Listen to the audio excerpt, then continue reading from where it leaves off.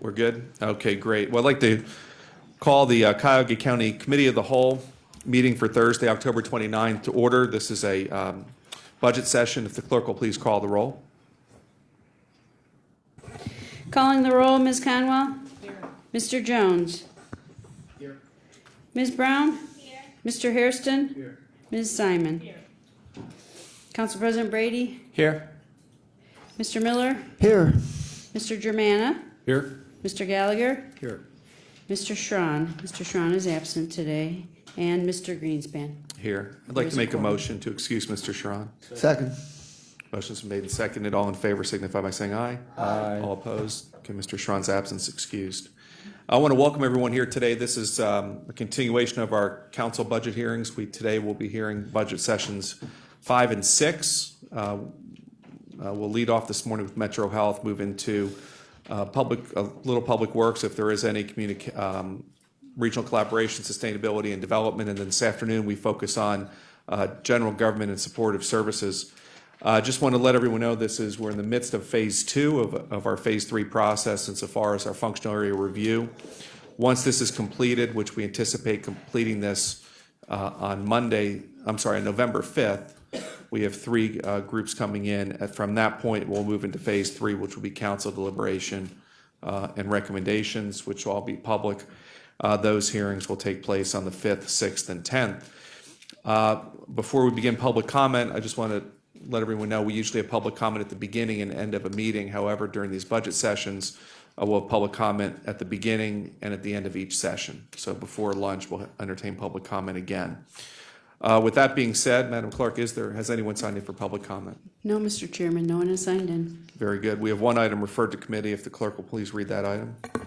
Resolution number 2015-0209, a resolution adopting the 2016-2017 biennial operating budget and capital improvements program and declaring the necessity that this resolution become immediately effective.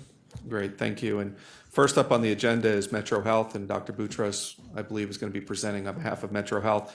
And just as a word to all of our presenters and in the information that was sent out, the initial presentation from each presenter should be around 10 minutes. And then Q&A, there's no time limit on Q&A until council is satisfied that they've had all their questions sufficiently answered. So, Dr. Boutros. Good morning, Mr. Chairman. Good morning, council members. I think before you may have printed copies of a presentation, which I will go through with you. It's my privilege to present to you the Metro Health System update on the 2016 budget request.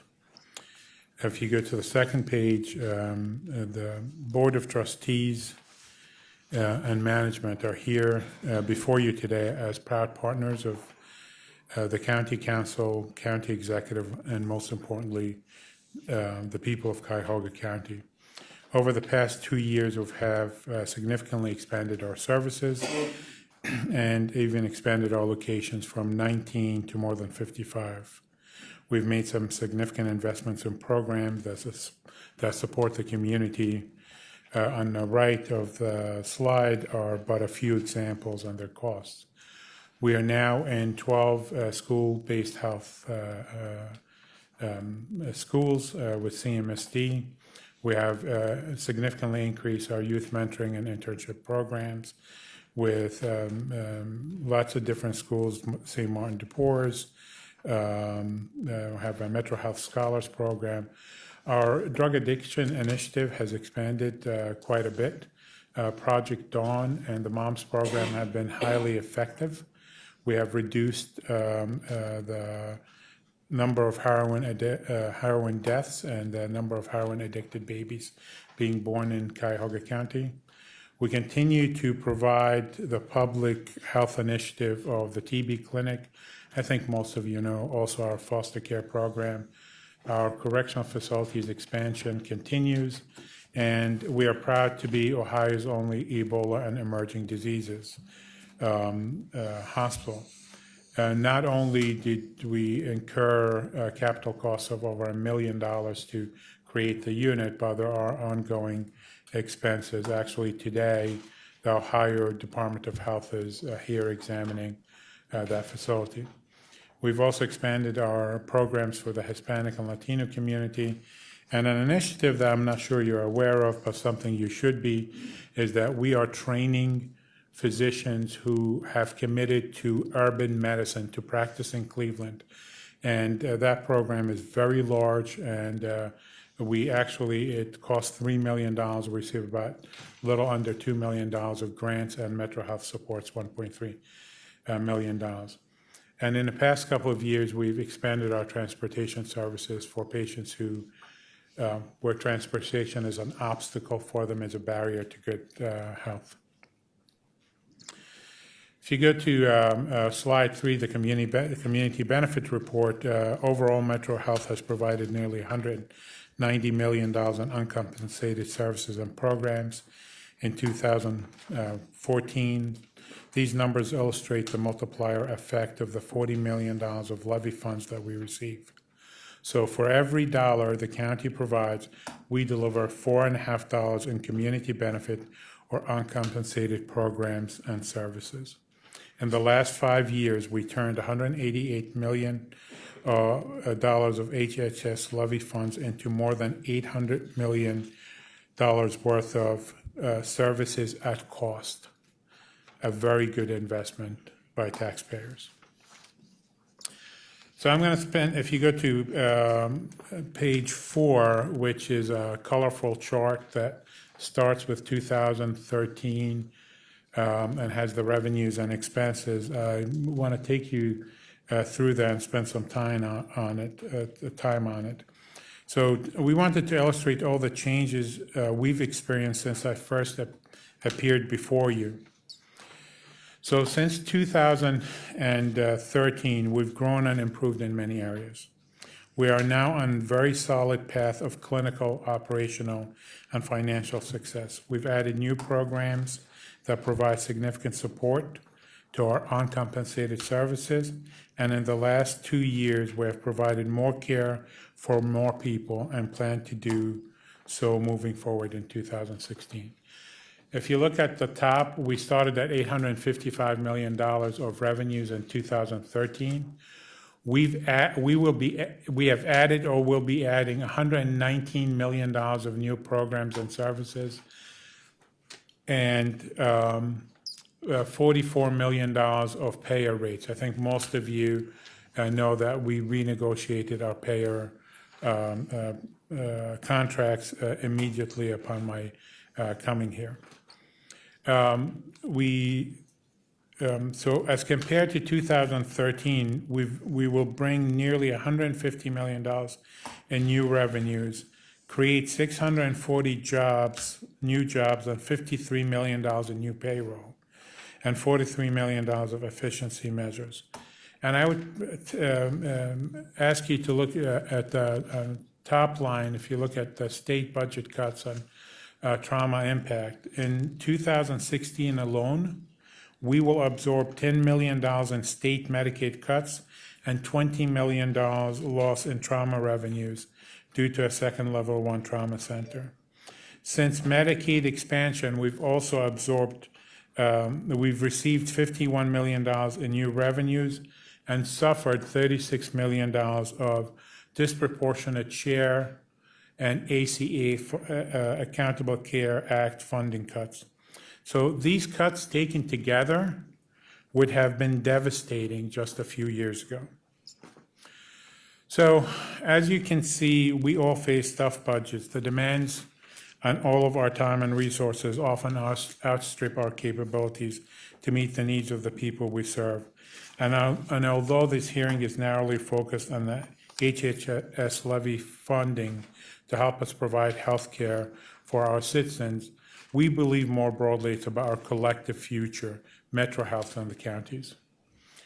So if you go to the next page, slide 5, you will see the here are the changes in our income statement since 2013 and the 2016 budget. As you can see, we expect to grow our revenues by more than 17% over 3 years. We do so, we do this while reducing the cost per adjusted visit by 2% during the same time. So yesterday, the Board of Trustees, many of whom have joined us here this morning, approved a 2016 budget that includes $40 million of HS levy funds as initially recommended by our Finance Committee. And if the council agrees with the executive budget, the Board of Trustees have also passed an alternative budget incorporating the proposed cuts of $7.6 million in county funding. So if you look at the bottom line, you will see that there's a line item that says county funding proposed reduction of $7.6 million. And what is illustrated here and meant to illustrate is that Metro Health, even if the cuts are finalized, still achieves a positive operating margin in 2016.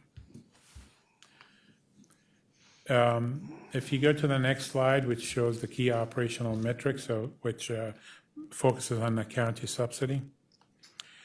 The county executive described this budget and cuts as necessary for the county to, quote, get back on solid financial ground to stabilize our future. So as good and willing partners, I've asked for and have received approval from the Board of Trustees for the alternative budget that was passed yesterday, and a commitment to continue the current level of programs. So you're aware, this means that for the next couple of years, we won't be able to put as much away as we had hoped for our campus transformation. As you can see, over the past few years, we've been diligently working to be operationally more self-sufficient. Over the past 10 years, the amount of HHS levy has decreased from 7.3% of revenues to 4% of revenues. With the proposed reduction in levy funds, it would only account for 3.3% of operating revenues. If you go to the next slide, I want to address the Metro Health transformation. And I know that everyone here is acutely aware that we function in an aging infrastructure. What you may not know, it costs an additional $15 million more per year to repair, maintain, and operate than a new facility.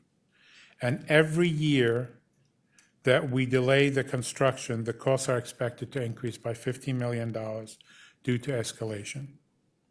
This is the reality we live in, one that was confirmed by a study in 2013 that concluded that fixing in place would be far more costly than a replacement facility. On the positive side, this is the largest economic development project that the county should help fund. You can see that with the project, we expect 4,000 on-site workers during the project, $400 million of payroll with 11,000 participants. Since 2011, we've quadrupled the diverse and local spending and expect 25% of the transformation spending to be for diverse enterprises. So, based on recent meetings with the county executive and staff, the Board of Trustees and management of Metro Health have received the necessary assurances to believe that project discussions and due diligence will move expeditiously to achieve our goals on timelines. Now, if you go to the next slide, I know there's been some interest in what I said during our first stakeholders meeting in May 2014. So I thought we would accurately revisit this. So I've included the link to the video for your information at the bottom of the slides. Should you have time and want to see the entire video, it's there before you. And I've also taken the liberty to emphasize some key phrases. So I quote from my own speech, I guess, and I said repeatedly, we appreciate and value every dollar we receive from taxpayers. As a matter of fact, I firmly believe as good stewards, we need to reduce or even eliminate the need of taxpayer subsidies for operations. And today, based on our expected fiscal performance, we're working towards a goal of becoming subsidy-free for operations by 2016. We are proud to be your public hospital and pledge to you that we will be transparent in our dealings and accountable for our actions. Together, we can forge a new health system created by the people of Cuyahoga County for the people of Cuyahoga County. Finally, it's our fervent goal to accomplish this without asking payers for additional tax dollars. As I mentioned, we are working to eliminate the need for county funding for operations by 2016. So the question is, how did we do? I think we've delivered on the promise of becoming more operationally self-sufficient. And had it not been for the two unanticipated revenue hits we have to absorb in 2016, $30 million in total of state, Medicaid, and trauma cuts, we would have been well on our way with more than $50 million in operating income. The next slide really was another question that came from the audience in 2014. And I think this was Gloria who asked me, if you are not planning to use the subsidy for operations, I assume you don't want to give it back. What do you plan to use it for? My answer then and today is there's a need for support of our new campus. I think we're working with the county executive and county council. We will figure out ways how they can invest in Metro Health's future. That probably will come from the Health and Human Services subsidy. That's for us to work together in the future to figure out. So we are confident that with focus on partnership from the county executive and county council, we will determine the right path for the county to invest in its health system. The oldest institution in Cleveland, one that has served the citizens for nearly 180 years through the cholera, TB, polio, and HIV epidemics.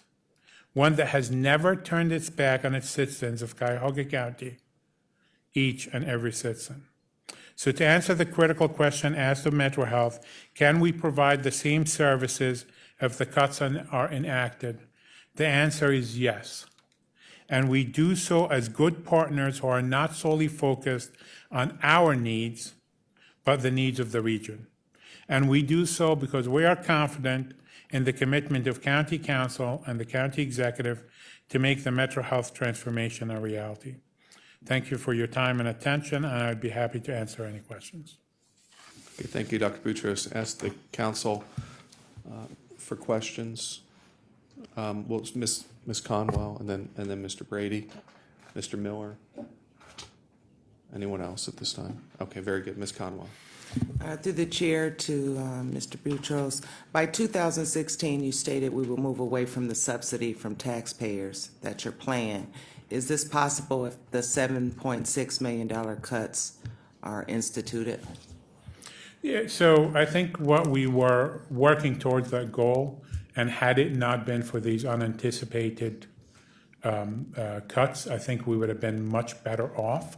So with the $7.6 million reduction, the Board of Trustees has committed to not cut any programs and continue providing the services that we provide to the community. And we're doing that as just as good partners because you see our operating margin is positive, right? So it's not like we're going to have a negative margin. So the question is, so what were you going to use with the money, right? If you don't get the money from the county and you're going to continue the same programs, what would you do with the money? We're all going to put it towards the transformation. So it just delays us in that aspect. Thank you. Thank you. Welcome, Dr. Boutros. Good to see you again. Thank you, Ms. I wanted to ask you about how you see the timeline now that there is an understanding between the county administration and the county hospital working toward a more defined understanding. How do you see the timeline of the campus transformation at this point? So in broad strokes, what we've agreed to is that Metro Health is going to provide all its strategic, financial, and facilities plan to the county executive, to the county by the end of this year. So we expect to do that in December, and we expect the due diligence process to begin immediately afterwards with, again, the goal, and this is a very important timeline for us, for the goal for the financing to be completed by the end of 2016. So we would have the money available by the end of 2016. That's in broad terms. There are multiple steps in here, including due diligence, bond issuance, if it's bond issuance, financing structures, all different things. Thank you. Thank you. Mr. Miller. Mr. Chairman, Dr. Boutros, thank you very much for joining us, and I just want to share my personal commitment to and belief in the campus transformation project. I believe it is the largest and most significant project that the county currently anticipates working with, and it's both from the importance to hospital operations itself and the economic development impact. It's vitally important. Thank you. My question is if you could provide some information on how employee costs at Metro relates to the planning that's currently going on. Oh, sure. If you go back to slide 5, which has the 2016 operating budget summary, you'll see from 2013 our salaries and wages are expected to go up from $450 million to $518 million in 2016. And our employee benefits are going also up by 20% to $122 million. These are both staff that needed for the expanding the services of the organization, but also staff who are focused on the transformation. And I know the number of the employee benefits number looks like a very large number, and that's all of our employees are members of the Ohio Public Employee Retirement System, OPERS, and Metro Health contributes on average $5 for each employee hour worked, as compared to $1.24 in private industry. You can actually see the Bureau of Labor Statistics. That's the most recent data, is $1.24 in private industry.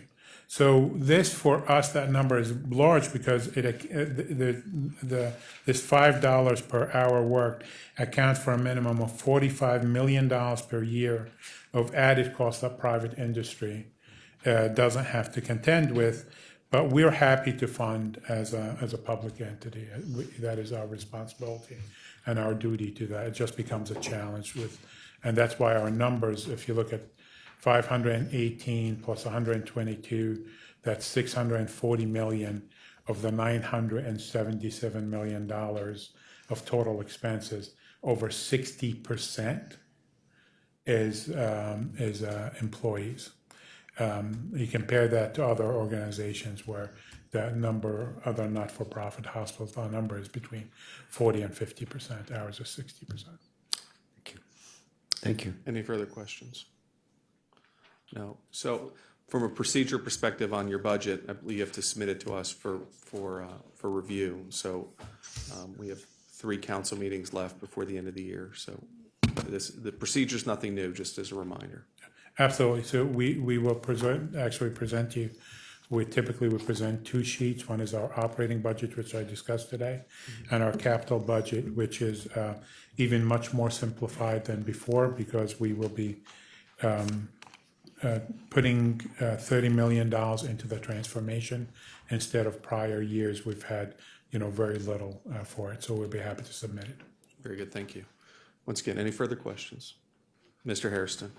Thank you. I was reading from the response from the questions council submitted. I know you have the facilities throughout the neighborhoods and the communities. Recently, Cleveland Heights, the expansion of the ER center to Cleveland Heights. Yeah. You mentioned as of now you don't perceive that there will be any cuts to services or programs offered. Down the line, just thinking, we don't see maybe that some of those things we've started doing in the communities will be rolled back, such as the emergency department in Cleveland Heights and other community facility locations. Yeah, no, I don't think so. Councilman Harrison, it's hard for management and the board to cut back on programs. It really gets very difficult. The big question is, are we going to expand as quickly and as much as we have been? I mean, I'll give you an example. I began talking to the board about a major initiative on gun violence. Okay, that's going to cost a lot of money to be able to do that and do it in partnership with other folks. So do we do these things with the same speed that we've done them in the past? I honestly don't know. We would have to see how the budget comes along and how we do. But you have community members on the board of directors who are absolutely committed to serving the community, the entire Cuyahoga County, and especially places where where we find need for us to do more. So I don't think we're going to cut back. My fear, if anything, is, we went from 19 locations to 55 locations, right? Many of them are in schools. People didn't want to do that. Many of them are in correctional facilities. Other people didn't want to do that. We're now providing different programs, the emergency departments that were going to close, and we said, all right, we'll take them over and do that. So I worry a bit if we're going to be able to do them with the same speed and the same amount as before. But we're committed to, you have management and board who are absolutely committed to this county and can do their very level-headed best to make sure we continue everything we do for the county.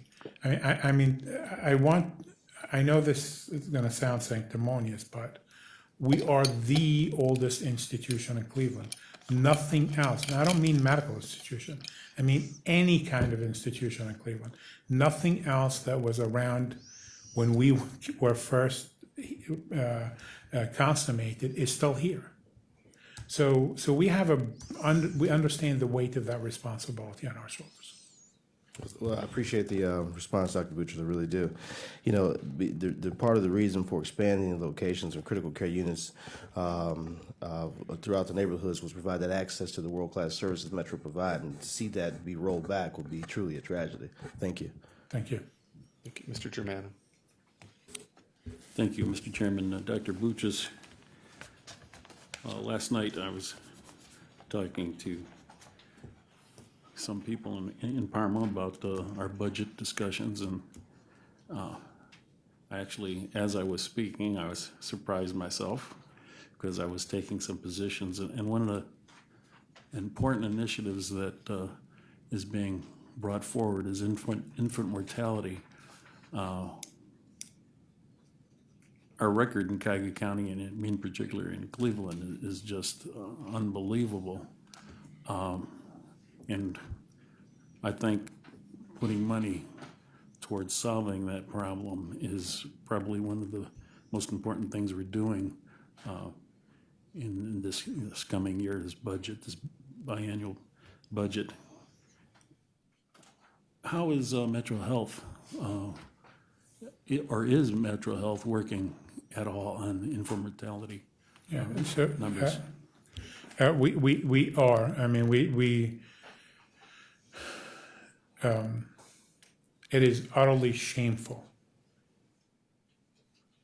for this great city to have this rate of infant mortality. It is equal to third world countries in certain areas and certain demographics. So we have a program called the MOMS program, which has the lowest infant mortality rate in Ohio. It's a small program that we have started a couple of years ago, testing new ideas of how to deal with infant mortality, and it seems to have worked really well. We've gotten together with, under the auspices of the mayor and city council, President Kelly, have brought in all the health systems, and we've committed to collaborating together and taking what the best learnings from the programs here and some really excellent programs in Columbus. We're putting them together, and we're going to tackle this as a healthcare industry. It is one of those areas which tells me, and I know there are strong feelings about choice. Some people have very strong feelings about having a second trauma center provides choice. It does only if it's in collaboration with what we do. I think competition for things around, obstetrics, competition around trauma, is what gets us to where we are today. I think collaboration from health system, a true commitment for everybody to work together for the sake of the citizens of Cuyahoga County, is the only way we're going to do better. I can't try to just outperform the other hospitals and hold that information as a competitive advantage. We're talking about, kids' lives here. We're talking about people's lives. So I think the more we collaborate, the better the outcomes are going to be. And we're committed to doing that collaboration. Thank you.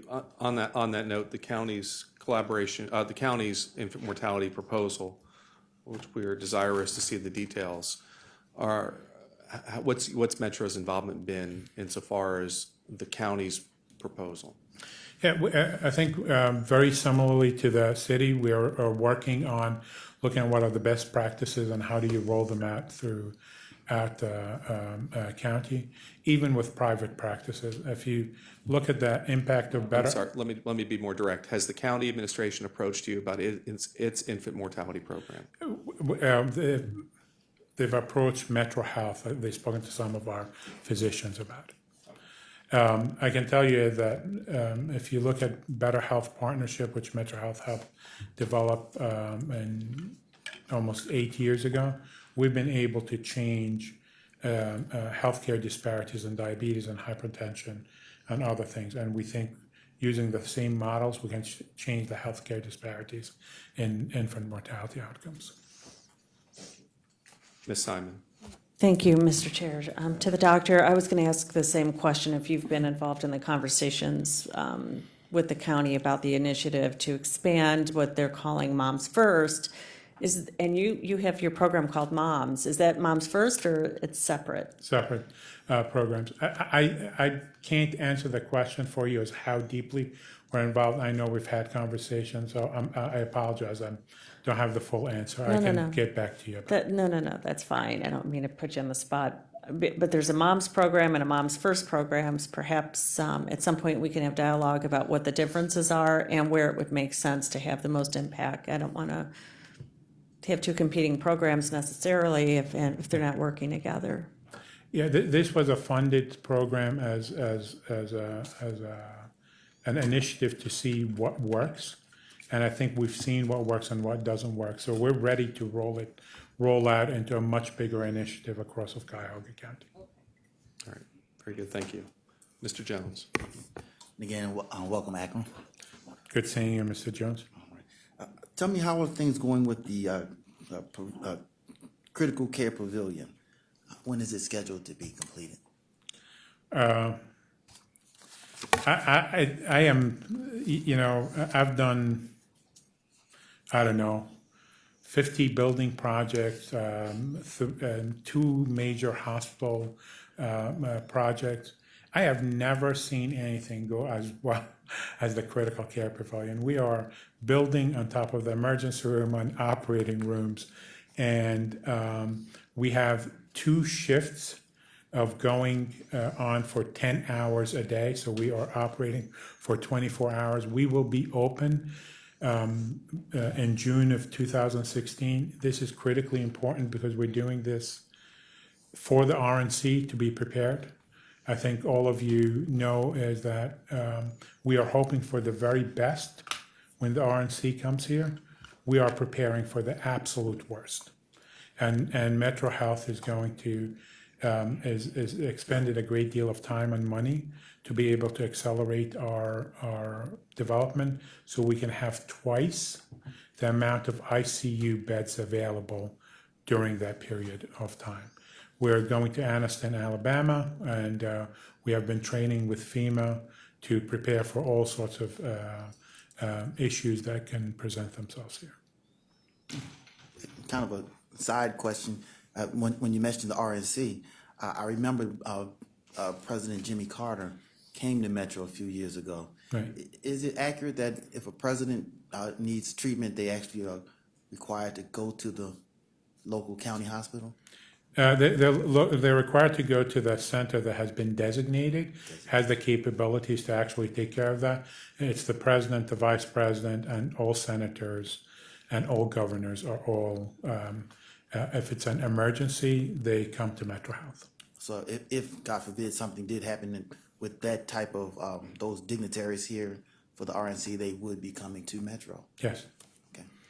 I know I'm looking at Ms. Simon's puzzled look. We prepare for all sorts of things. We prepare for earthquakes. We prepare for biologic releases. We prepare for all sorts of things. This is one of our responsibility as your public hospital, is to come up with the worst scenarios that can possibly happen and be prepared for it. That's why when Ebola became a threat, we were the natural folks to actually do it, because we always prepare for these things.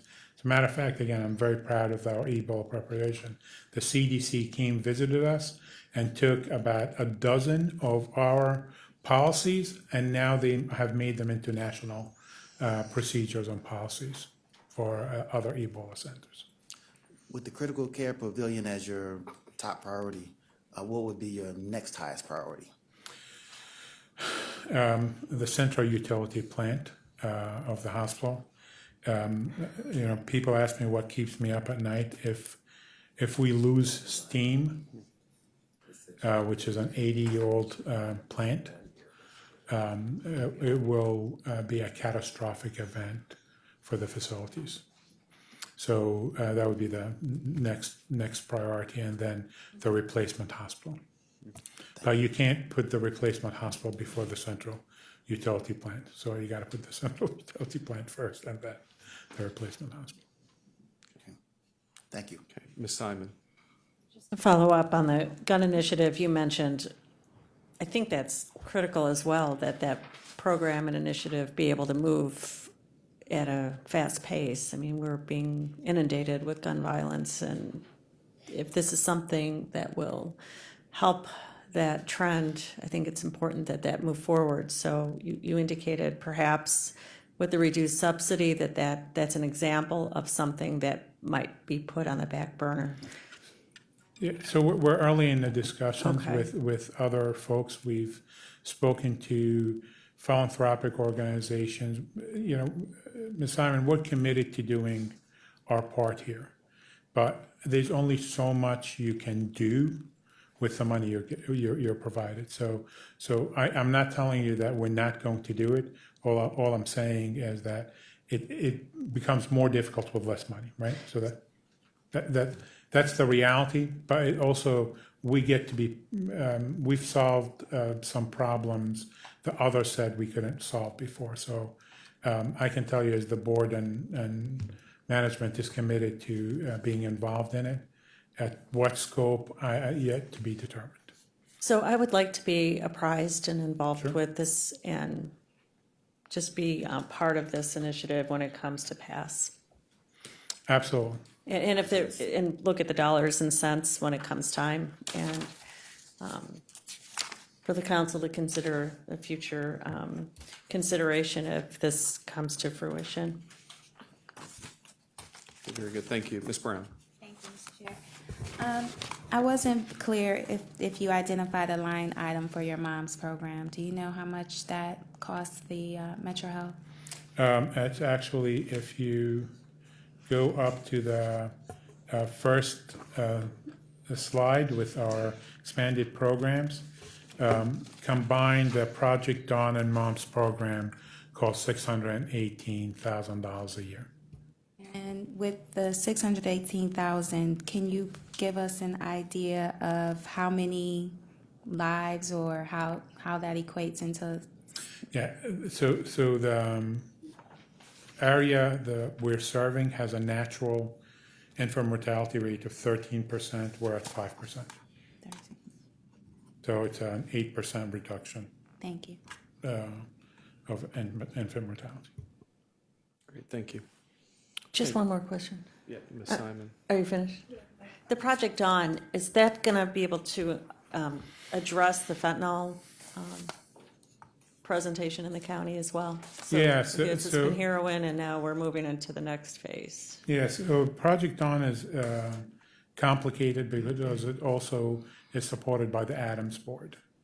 So it has both, we provide it, but the monies come from both Metro Health and Adams Board. So we want to continue it, we want to expand it. We have now been able to put these kits in police officers, had the law changed in Columbus so that police officers have them in the trunk of their car. And we want to continue to be able to provide these services and expand them. We know that the reason that heroin death in Cuyahoga County has leveled for the first time in 20 years is because of Project Dawn. So it is one that has been unbelievably successful. Okay. Mr. Jones? Do you have an estimated cost for the central utility plant? A rough estimate is between $60 and $80 million. All right, very good. If there are no further questions, Dr. Boutros, thank you. If you could leave your opening comments. I'm sorry, Mr. Jones, do you have one more? I did one I'm more. sorry, one more question, Mr. This Jones. is a general one.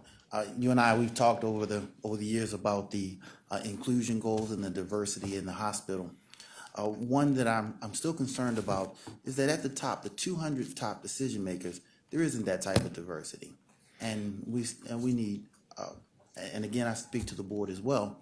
It's something that needs to be looked at.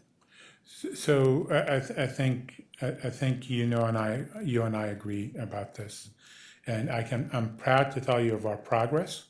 We've gone from 13% to 16.6% of racially diverse in that top group, but it's not enough. But I can tell you is that out of leadership that have been hired so far in 2015,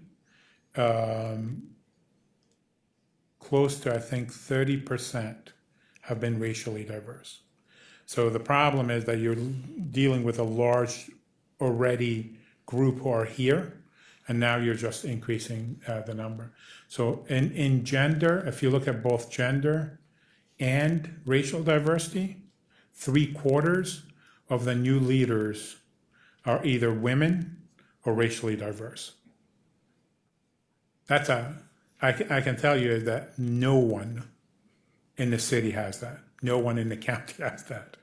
So it has been a remarkable change in 3 years, and much of the credit, honestly, goes to the chair of our diversity committee, Vanessa Whiting, who spearheaded this effort and made it very much a part of the organization every day. Again, there has been movement within Metro Health's employment overall, but again, still concerned about the top 200 decision makers. That's the one I was giving you the data for. The leadership. said Yeah, that's the one from the 13.3% to almost 17% that's the top decision makers. Okay. And they're more than 200. They actually happen to be nearly 400 of anybody who's director and above. Ms. Brown?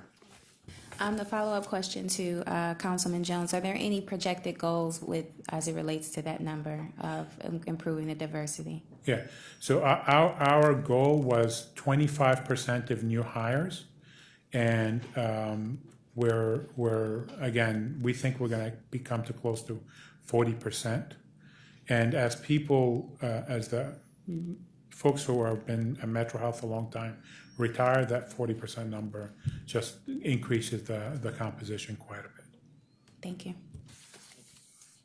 Very good. All good? All right. Thank you, Dr. Boutros. I can leave right away. Yes, you can. If you can leave your opening remarks with the clerk, that would be appreciated. We have your PowerPoint presentation. Next on the agenda will be regional collaboration and Director Kraus. Before, or as he's walking up, last week I was pretty critical of the administration on not getting us responses to the questions in a timely fashion. I want to thank the administration. This week we received them actually early, so I want to thank and recognize the administration for that. Mr. Kraus. Good morning, Chairman Greenspan, Council President Brady, friends, colleagues.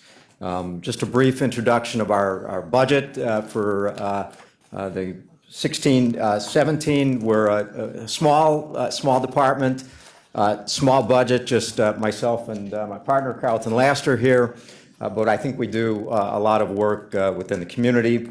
Our budget is actually being reduced. Sorry, Mr. Kraus. If I could ask folks to please take their conversations out to the lobby. Thank you. Please continue. Our budget is actually being reduced for 16.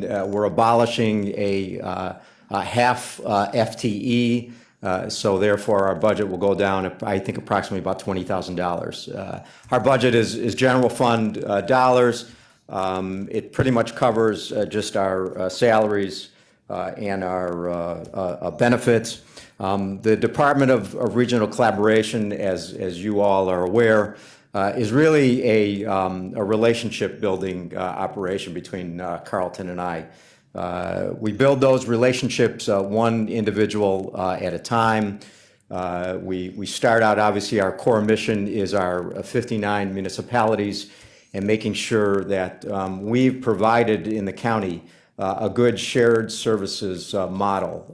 Many of us, as I can see, starting with Councilwoman Simon all the way down to Council President Brady, many of us really cut our teeth as municipal city council members. And that's where I think a lot of us learned the impacts on a municipal level, what happens to a city. As we've seen over the years, there used to be a cavalry that would save the cities. For many years in Cuyahoga County, there was a federal cavalry. There certainly was a state cavalry that would come in and provide those resources when the budgets need to be fixed come March and cities needed to put together to make sure they had enough money for the police contracts, for the fire contracts, for the service contracts, for everything that a city needs, basic city services for their employees. And the federal government and the state government used to come in to make sure that our cities can provide those services and prosper. The cavalry is no more in this community. The cavalry is not coming from the state, as we've seen with the local government cuts, the estate tax cuts, and the cavalry is not coming from the federal government. So what happens to our municipalities? We have 59 of them.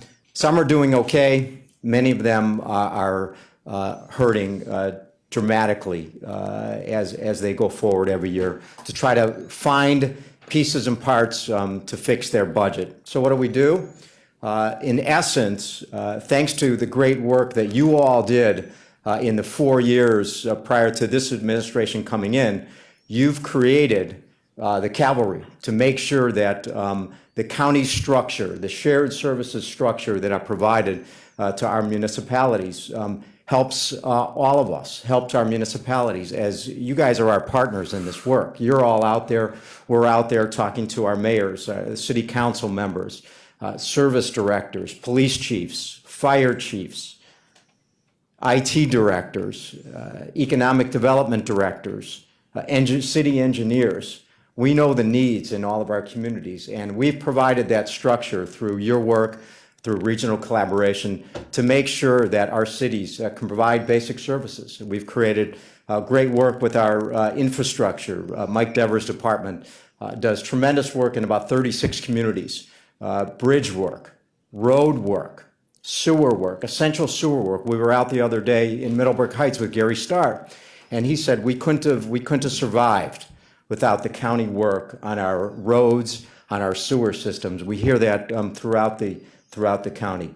Our IT work. Just recently, Councilman Greenspan and I attended a GIS summit that they had at the sewer district. And the work that the GIS community here at the county is doing for all of our municipalities is mind-blowing. There were presentations from Euclid, from Lakewood, from Broadview Heights in how it's affecting their communities to make sure that the GIS system is working for all of those communities. Nate Kelly, our interim director of development, meets regularly with economic development folks.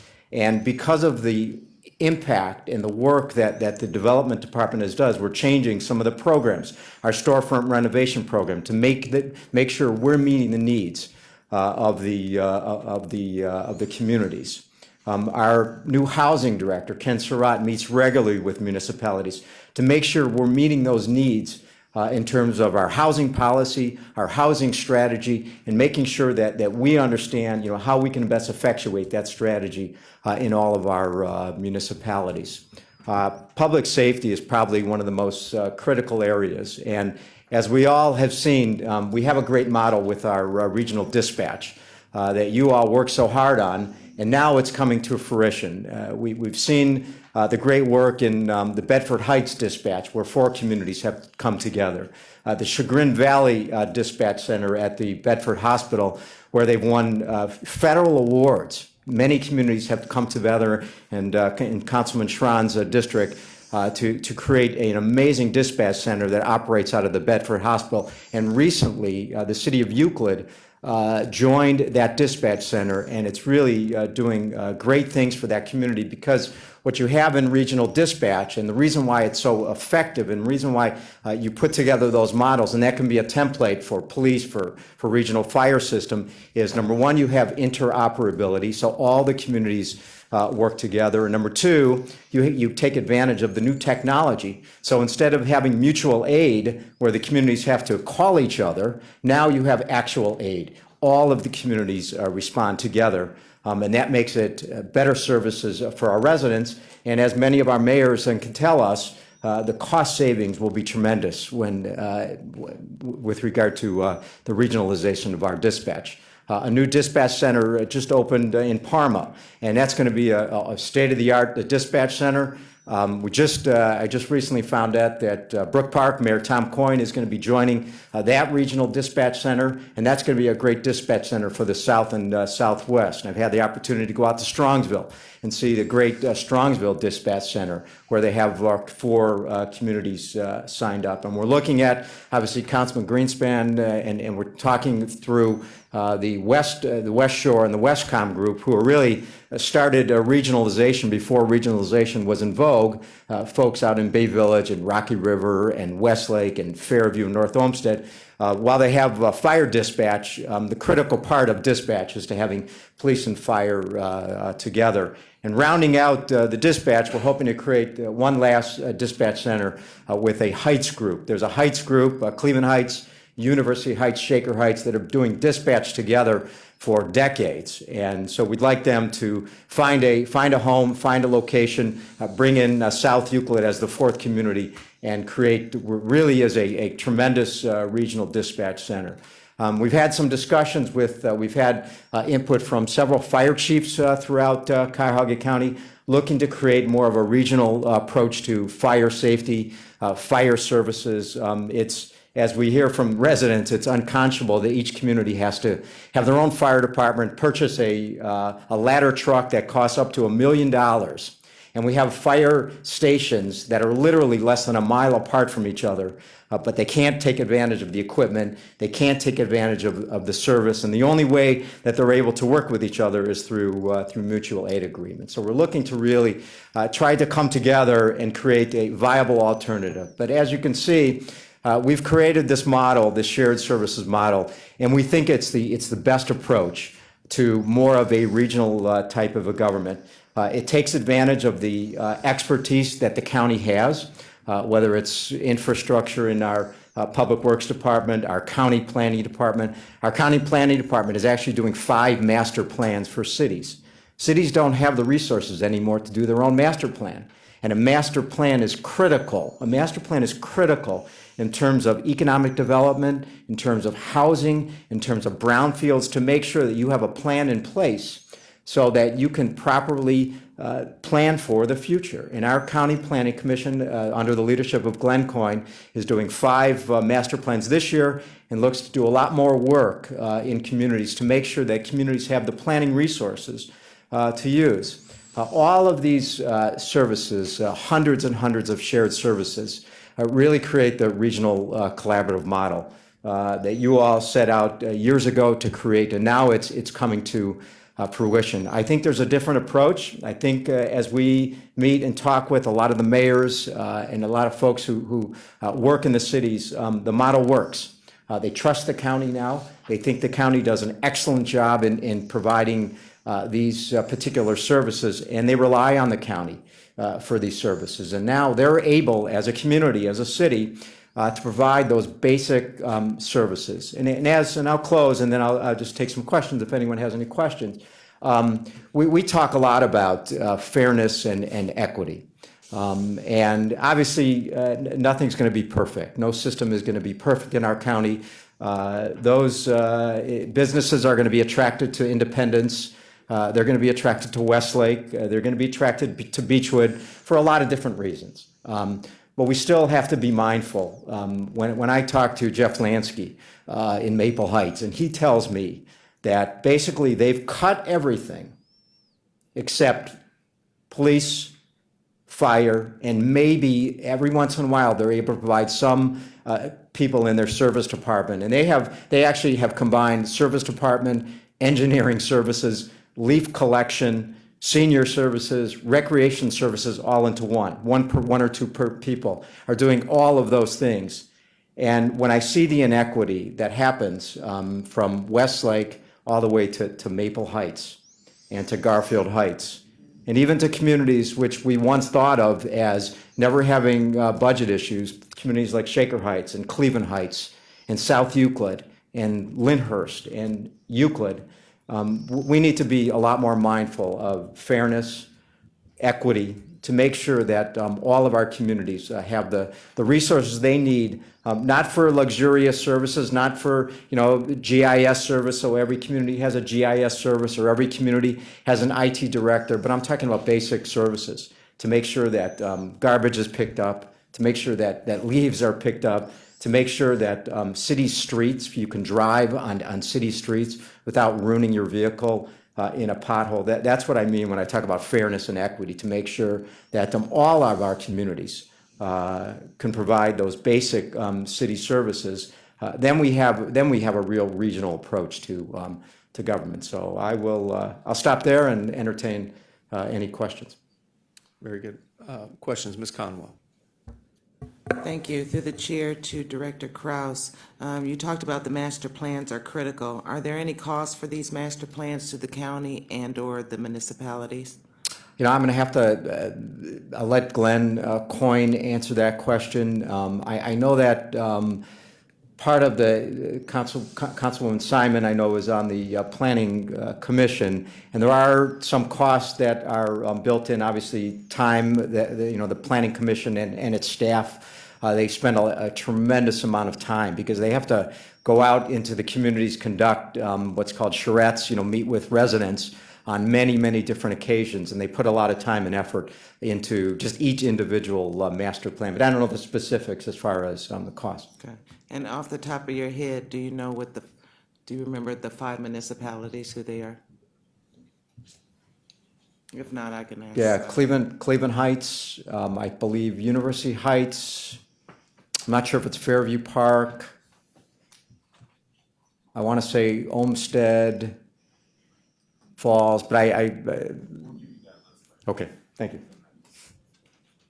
Okay, great. Ms. Simon? Thank you. Yeah. So what's the status of the protocol agreement, and are you working on getting that signed? I believe. Updated?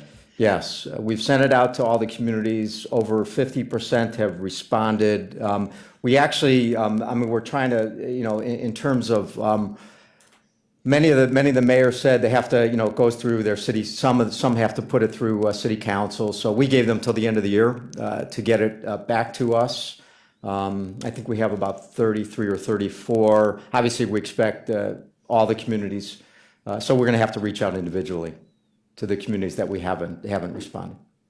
Traditionally, county stats has been in your Department of Collaboration. Who's handling the county stats now? Is that you and your in Carlton? It's not in our department. I believe it was switched to IT. So without the rigorous signing of protocol agreement, which was your predecessor's main job when he started, and county stats is out of your department, what exactly are you, the dispatch is working on its own. I know South Euclid, our chief, has been very active. This has been in discussion predating your department as well. What exactly would you consider your own initiative or what you're working on other than meeting with other departments?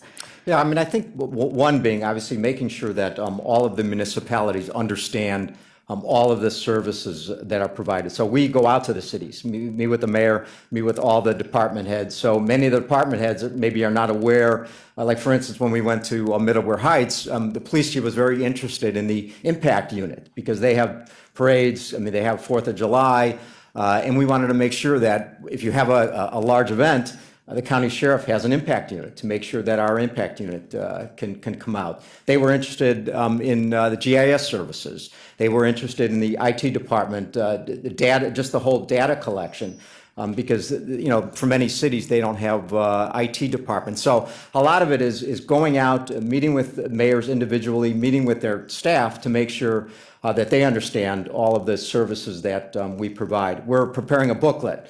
Hopefully it'll be a pretty nice booklet to talk about all of the sheriff's services we have. We're going to give it to the mayors. We're going to give it to all of their departments. So they have, firsthand knowledge of everything we're doing, who to contact. And every time we meet with a city, we provide them with a list of contacts. So we go from every, department, who to call, for these type of services to make sure that all of our cities understand, because many of our cities don't know everything that we do. And many cities have really grown to trust the county. They understand that the county has a lot of expertise in these various areas. So it's really connecting a lot of the services to the municipalities. In addition to that, we do a lot of work with what I would call quasi and non-government agencies. The Port Authority, the library, Metro Parks, to make sure that they're all connected to the municipalities. The Metro Parks plays a critical role in so many of our cities. The county libraries play critical roles in our cities and really provide economic opportunities for our municipalities, and also opportunities for teenagers to come, our senior services. So we do a lot of work with some of the quasi-government entities.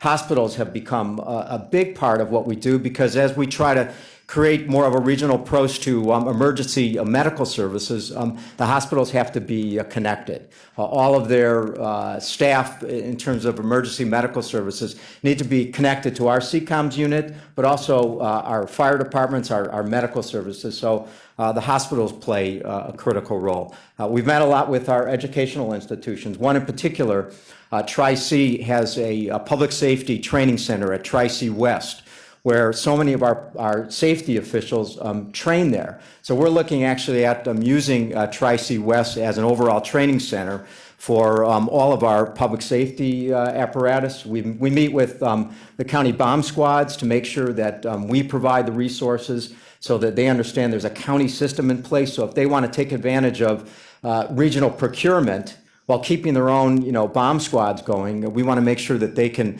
effectuate more of a regional procurement, so they each don't have to go after grant dollars. We're meeting with the county SWAT teams next week, also to make sure that when they go for grants, they can do it together instead of doing it separately. And we're going to do that for all of our public safety figures. We also, in the summer, Carlton and I went to over 20 community development corporations in the city of Cleveland so that we could learn the great work that all of our CDCs are doing. And we came away with really getting a great appreciation, understanding for the community development corporations, what they're doing, how they're working with housing issues and public safety issues, economic development and infrastructure, so that we can be a resource to them as well, and really look at that model to make sure that that type of model, that CDC model, which really is a great way to get grassroots and community members involved, we'd like that model to be approached maybe in the first ring suburbs. South Euclid has a community development corporation. Lakewood has one, as well as Shaker Heights. And that's a great model because it's not just coming from the government, but it's coming from a community grassroots organization to look at, housing and public safety and infrastructure needs. So, Okay, great. Thank you. Mr. Gallagher? I might disagree with the community's trust in the county. We came in, they didn't trust us. We built that up, and you know where I'm going with the Emergency Operations Center. Now we're back to zero, if not negative. We started a benefits program, and that built up some good share. Now that's been put on hold. If we're talking collaboration regionally, that is it. What's happened with that so far? well, obviously, the history with the Operations Center. It's going to be at the Juvenile Justice Center. I'm going to let the Chairman Boba speak to that. But I think for a lot of the concerns with the fire chiefs, the safety individuals, I think we need to collaborate and find a home for a lot of the equipment, a lot of the vehicles. I know we're working on it with the Harvard Road, but I think that would satisfy some of the concerns with being able to have a central storage with both public works equipment and safety equipment. Well, it won't, but it's moving towards that, and I don't want to harp on that. You know how I feel? I always feel that way, and that's just the way it is. And I can tell you, no matter what fire chiefs or police chiefs are telling you, they are not happy. And we are back to, we built up that goodwill, and I'm telling you right now, guys that I know personally, it's gone. It's gone. Now we got to build it up again. But I'm more interested in the benefits program was put on hold. We have cities wanting to jump on. True regionalism, why is it still on hold? Well, my understanding, the internal audit is conducting their audit of the whole benefits program, and that's going to be finished hopefully in November. I do not expect that we pull the plug on this program. It's a great program. Many of the mayors that I speak to love having the regional benefits program. They lock in those rates, and they can provide much better services and much better benefits for the residents. We have 19 entities that have signed up for that program. So I do not expect it to fall the wayside. It may, there might be some things changed, but we're going to go forward with it. Mayors call me all the time wanting quotes, and right now they have to renew. So many of the cities are concerned, and I agree with you. And just from the safety standpoint, and I know you're out in the communities, number one, let us know when you're coming out. That hasn't happened in the previous administration. Quite honestly, they were stepping on their own toes because our mayors and council would come back to us saying, what's this guy doing out here, and you don't know about it. We're actually kind of liked where we represent, and they kind of want us in the loop. So you're new at this, I understand. The mistakes of the past would be good if just let us know. It's very helpful. We can be very helpful to you and your mission. And the only other thing is the interoperability with the fire police. If there's going to be a suggestion to move forward on that seems to be the thing that they're most concerned with. So we can talk about that later. Just to my mindset, I view your roles as our partners in this. when we're out in the community. So that's my mindset. It's helpful for us to know when you're out there, if we're available, we'd like to stop by. And like I said, we're here to help. And I don't think in the past that's always been appreciated by the previous folks that were there. And some are still here doing some of this. And we just want to be part of it. Well, we appreciate it. Thank you. Mr. Jones. And your department is one of the smaller departments, a smaller budget. But strong. All right. Small but strong, all right. In fact, how much is your budget? I think it's the base 264. 262,069 for 16. So you don't really have a lot of contracts, it's mostly salary? It's all salaries. Salaries. Yeah. So with the Salaries and benefits for the two of us, yeah. So with the executive's recommendation of a 10% cut across the board, how did your department handle that directive? So in 15, it was supposed to be 2.5 employees, but we abolished the 0.5 position, so we now only have 2. So I think it was about a $20,000 savings. So it was a half a FTE? Correct. It was an unfilled position? Correct. Okay, so there were no cuts in people? That's correct. Okay, thank you. All right, thank you. I have just, Ms. Simon brought up the comment about the anti-poaching and business attraction protocol. My personal opinion is it's a joke. It's a joke on a number of fronts. Number one, we're guilty of violating it ourselves by providing funding to businesses to move from within one community in our county to another and not notify, not even follow their own protocol. So you may get 59, you may not. I'm done fighting it because we've minimized the impact on economic development to the point it's being minimal in the economic development loan protocol. And even if it was more, we don't use that point system to score programs to determine if they qualify or not. So good luck on that. Well, just an aside, I don't really call it anti-poaching. I call it business attraction and retention. Yeah, but the poaching's still in it. And we've had communities come to us and say, hey, look, we believe in other communities participated in a poach. And you know what our county says? Go figure it out. Where in the protocol, we're supposed to assist in mediating. So it's a worthless, useless document on the anti-poaching part. The collaboration is a different issue. And I'm a supporter of of the Department of Collaboration. I just think this is a farce. As far as you made a statement, and in the budget, there's been the suggestion, which I'm not in favor of, reducing firefighter grants. As you've been talking to these public safety folks, specifically on firefighters right now, they have needs that their communities can't meet, financial needs, correct? Tremendous. Okay, all right. So it'd be, on your experience, these firefighter grants are intended to provide matching funds. There are matching opportunities to which they can participate and better their communities, correct? I would totally agree with you. Okay, all right, great. Thank you. Any other questions? Great, hearing none. Thank you. Thank you. Next on the agenda is one of our smaller departments as well in size, but they would argue they're mighty as well. The Department of Sustainability, Director Foley. Thanks, Councilman. Thanks, Councilman Greenspan and members of council. I am Mike Foley, Director of the Department of Sustainability. As you all know, the department was created last year by ordinance with the general mission of furthering both the internal and external environmental and energy-related practices of Cuyahoga County. I and Deputy Director Chanel Smith were hired this past February to be the department's first director and deputy director. Throughout the first 9 months of our department's life, we have worked hard to develop a set of programs that we think will bring value to the county and will assist individuals, businesses, nonprofits, municipalities, and our county government in charting and expanding more sustainable futures. We have 4 projects, which I would like to discuss with you today, that I believe conform to our mission and which we will continue to develop and work on in the coming 2 years.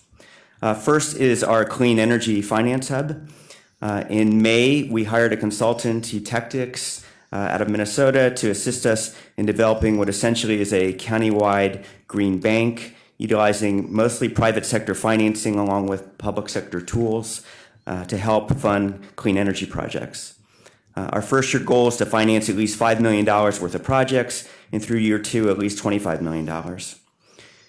We currently have interest from over $40 million worth of registered projects, which means that an entity has formally asked us to work with them to determine both project scope and potential financing terms. Not every registered project will result in a completed deal, but we think given our short history and minimal marketing effort to date, it's a strong indication of the need and desire for the hub. I can talk more about the tools we've developed inside the hub if you have questions, but we are proud of the work we have done to develop what we believe will be strong platforms to assist financing projects, which will include solar for nonprofits and small businesses, a reinvigorated county-wide PACE program, a municipal energy efficiency program, and a partnership with Cozy and Key Bank around smaller dollar amount projects. Second project we've been working on is bike sharing. Many cities and larger communities are developing bike sharing programs for residents and visitors to use for short-term commuting and traveling. It is seen as an economical and ecological way for people not having, needing, or wanting an automobile to get around in a community. We will, in the next few days, announce an award for the operation of a bike sharing program in Cleveland and Cuyahoga County that, when fully implemented, will have approximately 700 bikes and 70 stations located throughout the community. Our department was awarded through a grant from NOACA and ODOT $446,000 to help create and foster the program. We have worked with Bike Cleveland, the City of Cleveland, and a number of transportation and bike enthusiast groups, and hope to have the first stations and bikes out on the road by late spring, early summer. Third program we're working on is the local sustainability codes and practices. Early on in our tenure, we had a series of meetings regarding how we could be of assistance to local municipalities around environmental and sustainability issues. Through a second series of meetings, especially with David Beach of Green Cities Blue Lakes and our planning department and regional collaboration department, we are developing a list of model codes and best practices for cities that may want to implement them. David has put together a first draft for us, which includes 9 topic areas, including air quality, energy, food, green building, land use and zoning, solid waste, transportation, trees and land management, and water quality ordinances or best practices.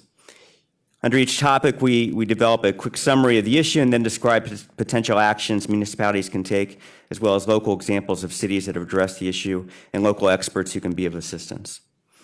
Through the end of the year, we are meeting with interested parties to walk through the draft and firm up suggestions. We hope to have a finished product by early next year and then develop a plan on marketing and outreach of the documents soon thereafter. The Gunn Foundation has been very helpful in working with us on this project, I should note. Fourth, internal county workings. We consistently meet with Mike Dever in the Public Works Department and Nate Kelly in the Department of Development around collaborating on projects and potential projects, and expect to continue to do so in the future. As either county building stock or development department projects mature, we catch up to see where we can add value and hopefully utilize the hub for financial assistance. Additionally, we have been holding employee educational sessions around items such as composting and bike safety and stormwater management. This coming year, we will be working with the Ohio State Extension Service on starting a small rooftop garden for the administration building on the 8th floor or 9th floor, which we hope to eventually expand to other county properties. In general, I think our first 9 months have been productive, and we think we have a nice roadmap for work over the next 2 years in terms of financing clean energy projects through the hub, getting bike share up and pedaling by summer 2016, finalizing the sustainable model ordinances, and continue working on projects in conjunction with other county departments. We certainly are attempting to work with others as much as possible and partner where partnerships make sense. In terms of our budget, we are satisfied with the dollar amounts that have been presented to you. It basically encompasses our salaries and benefits and $20,000 for operations. Additionally, there is $20,000 that has been moved over to our budget from the executives, which has been used in the past as grant dollars to Bike Cleveland and the Food Policy Network. We will continue to fund those 2 groups. Thanks for your time, and I'm more than happy to answer any questions.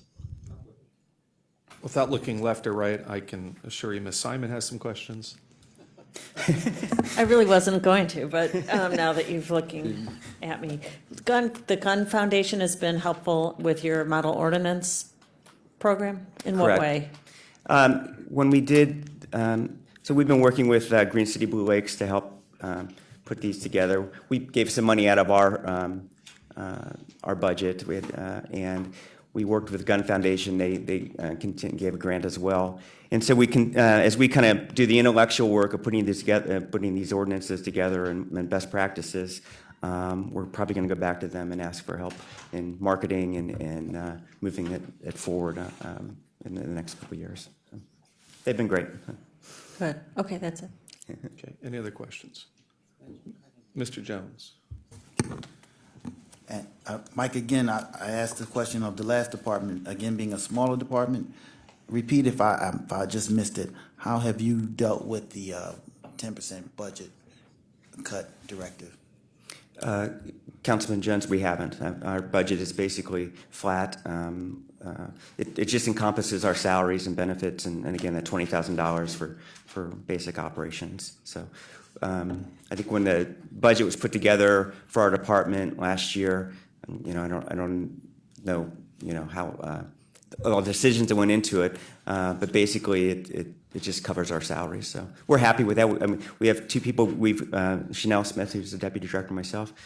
We've got some thoughts and ideas about how we want to grow and maybe do some more work in the future, but I think we're looking for grant funding for that as we move forward. We have a couple proposals out for things right now. So. Okay, thank you. Great, thank you. Just one question. There was a question posed regarding the Eutectics Yes. contract, and that the county does receive revenue off of it based on the deal flow. So it looks like in 16 you're projecting to bring in 175,000. Well, the question was how much money do you anticipate bringing in through this, and the response was 175,000. I'm assuming that's not in the current budget. It's a projection. Look to Mr. Glassburn. Is that projection of 175 in the budget? The repayments of that contract until it hits the 250,000 or so that was originally loaned are not. We're considering that repayment of the loan to development. Okay. All right. Very good. That was my question. I do. Thank you. Yeah, Mr. Jones. Okay, and if I missed it, I apologize. Did you touch on your clean energy financing program, the initiative? Can you just maybe give a little more detail about how that works? Has there been any financing? We are, so basically we hired a company that's very smart about kind of developing different platforms or kind of tools to do financing, and they've got access to a lot of capital. They've got access to over $1 billion of capital that just wants to invest in kind of clean energy financing type projects. So we've, over the last, the contract began in May. We've kind of been putting the guts of the program together. So one of the, we're working on like a reinvigorated PACE program, which is a property assessed clean energy program. The county has had an advanced energy district in existence for since 2009, but there haven't been any projects that have kind of run through the program. We've actually identified a funder who's willing to come in and fund just these kind of PACE projects, and where you do a voluntary assessment on your property, pay, and maybe you do you need a new chiller or boiler or lighting system. You can finance that through voluntary assessment on your property taxes and basically pay off the financing on your property. So that's like one tool. We're working on solar for churches and small nonprofits. There's a federal tax credit that expires at the end of 2016. It's a 30% tax credit. We're really trying to, before that expires, really kind of ramp up getting as much solar into the community as possible. If you're a nonprofit, then you can't take advantage of that. So we've actually kind of found someone who's willing to be, if we can bundle together 1 megawatt worth of solar through churches and nonprofits, we've got an off-taker who's willing to kind of take the tax credit and help finance those kind of solar panels. We've got a big meeting at the November 19th with a lot of churches who are actually interested in this. So kind of platforms like that we're trying to build. We build the platforms and then hopefully populate it with projects. So this financing is really to help make homes, or is businesses? Mostly like churches businesses right now. sustainable? Mostly it's right now, it's commercial, Councilman, commercial nonprofits. We are, we want to expand into kind of the residential base at some point. We've actually had some discussions with some groups who are doing residential energy efficiency, but I think I want to kind of get this, kind of commercial business stuff up front done, and then expand on that later on. So last comment, and I'm going to throw this out for free. This has always been in the back of my mind. Like free stuff. The free stuff. Solar power. I've seen solar air conditioning units that someone could put into the window of their car.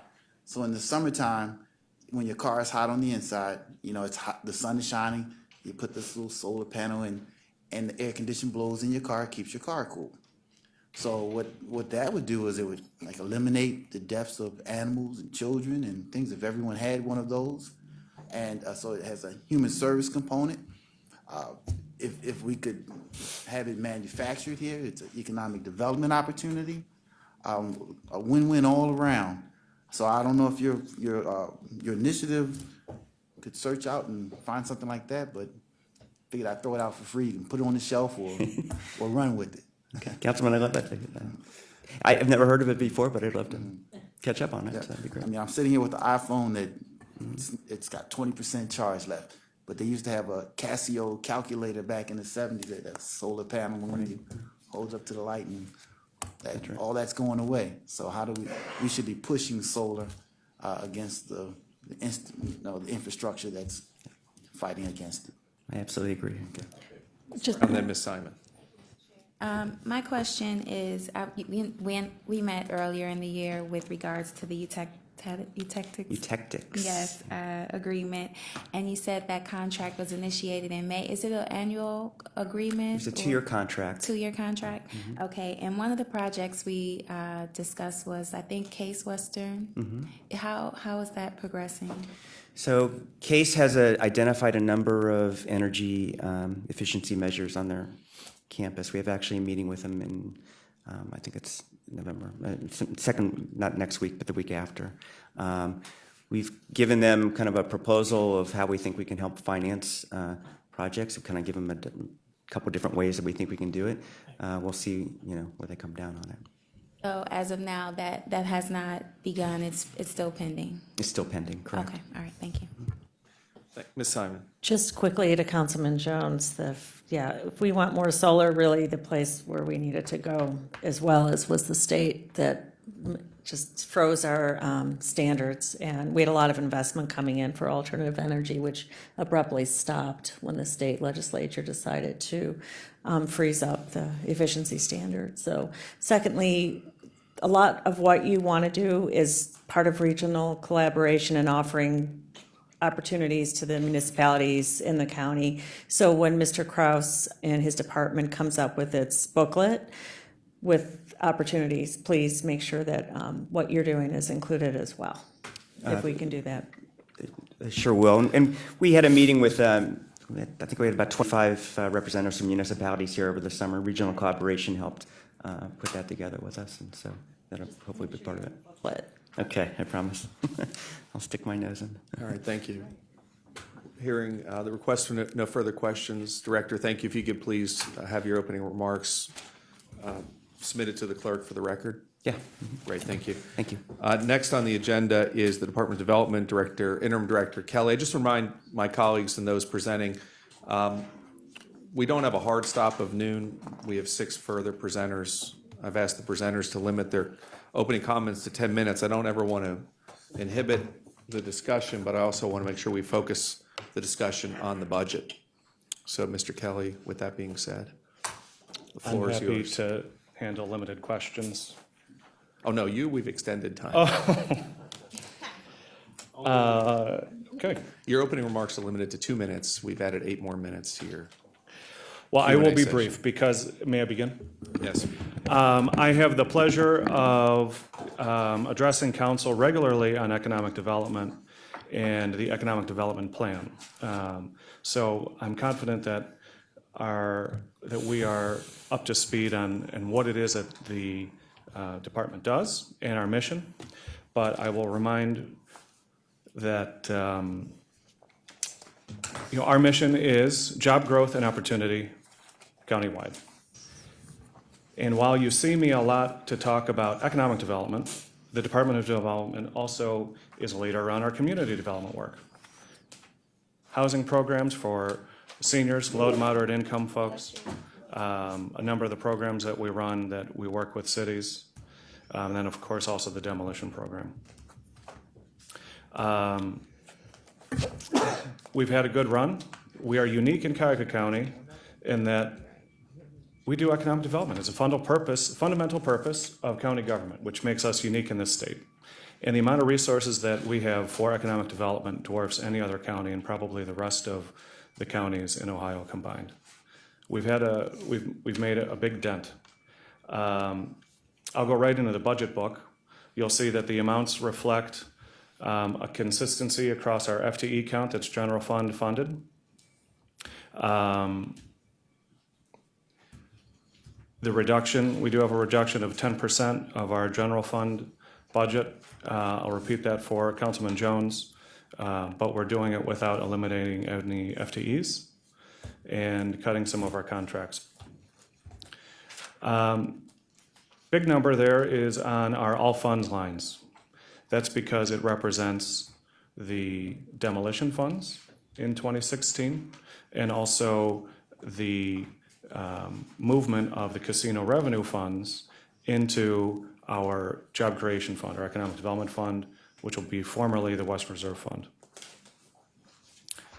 Using this approach on demolition, we expect to get to 50 million by 2018, by the end of 2018. But I'm sure the council would like to speak more about and hear more about the elephant in the room, which is what are we doing with our economic development fund and why are you proposing the transition of economic development funds, casino development funds into our economic development fund?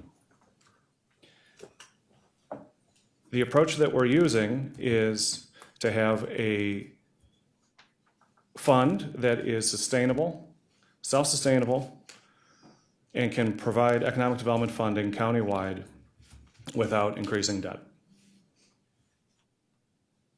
The legislation that created the Casino Revenue Fund endeavored that in 2016, those funds would be available for use countywide. And so the purpose of our proposal is to do a couple of things. One is to be able to administer a program that is applied countywide with casino revenue funds, expanding it from just the downtown district. But also to be able to get off of a general fund subsidy for economic development expenses in less than 10 years. Using this model, we'll have about 10 million in 2016 in general fund. That would include loan repayments from previous loans and general fund subsidy. And then the additional 7.5 from casino revenue, which gives us a fund amount of about 17.5 million. Traditionally, past 4 years since 2012, we've averaged about 11.5, 12 million per year in economic development expenses. That excludes any expenses for the casino revenue awards. It also excludes any awards that have been made but not ended, that were not ultimately used by a business. It also excludes any loan guarantees. Assuming $15 million in total economic development expenses, we'll be able to still, in the funding of the casino revenue and a consistent general fund subsidy, which would include loan repayments, we will be able to achieve a fully self-sustaining economic development fund with about $100 million at work by 2022. Which would be 10 years from the time that this council conceived with the administration to create a significant economic development fund. That fund also allows us to have some losses, allows us to offer loan repayments at a subsidized loan amount, and even accommodate some modest instances of grants.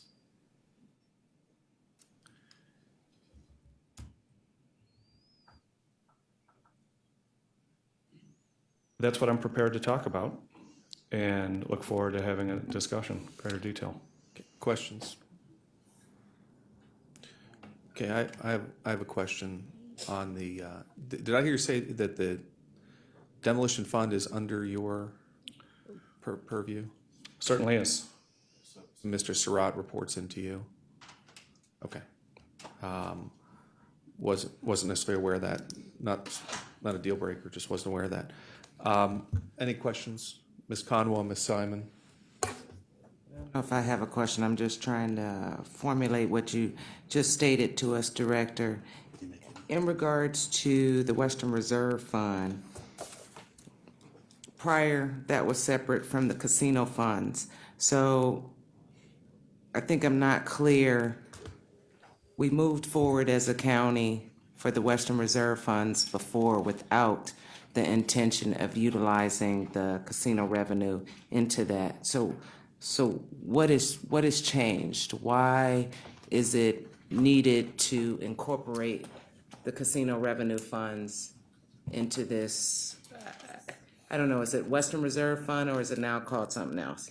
We're going to call it the Jobs Creation Fund because it is a new model. Since 2012, we've funded the Western Reserve Fund with a $15 million subsidy for 15 years, budgeted every year, including this year.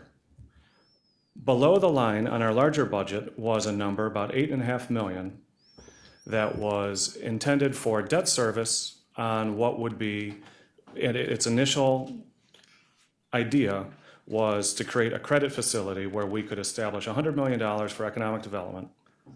And then that $8.5 million would be a payment on that $100 million.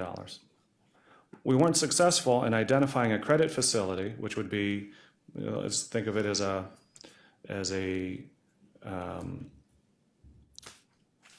line of credit facility that was inexpensive enough to have the Economic Development Fund, West Reserve Fund, be self-sustaining. So we transitioned into a different model, which was to reimburse economic development activity after it was conducted by issuing debt after the fact. So it wasn't until the end of 2014 that we issued one tranche of debt, about $22 million, that reimbursed only the eligible expenses that could be reimbursed with bond debt, and also for 2014. So 11, 12, and 13 were paid with general fund dollars. 14 was reimbursed with bond debt. And then the balance was advanced to this year's economic development activity, 8 million left. So of the 15, about 8 is from bond proceeds. Does that answer your question?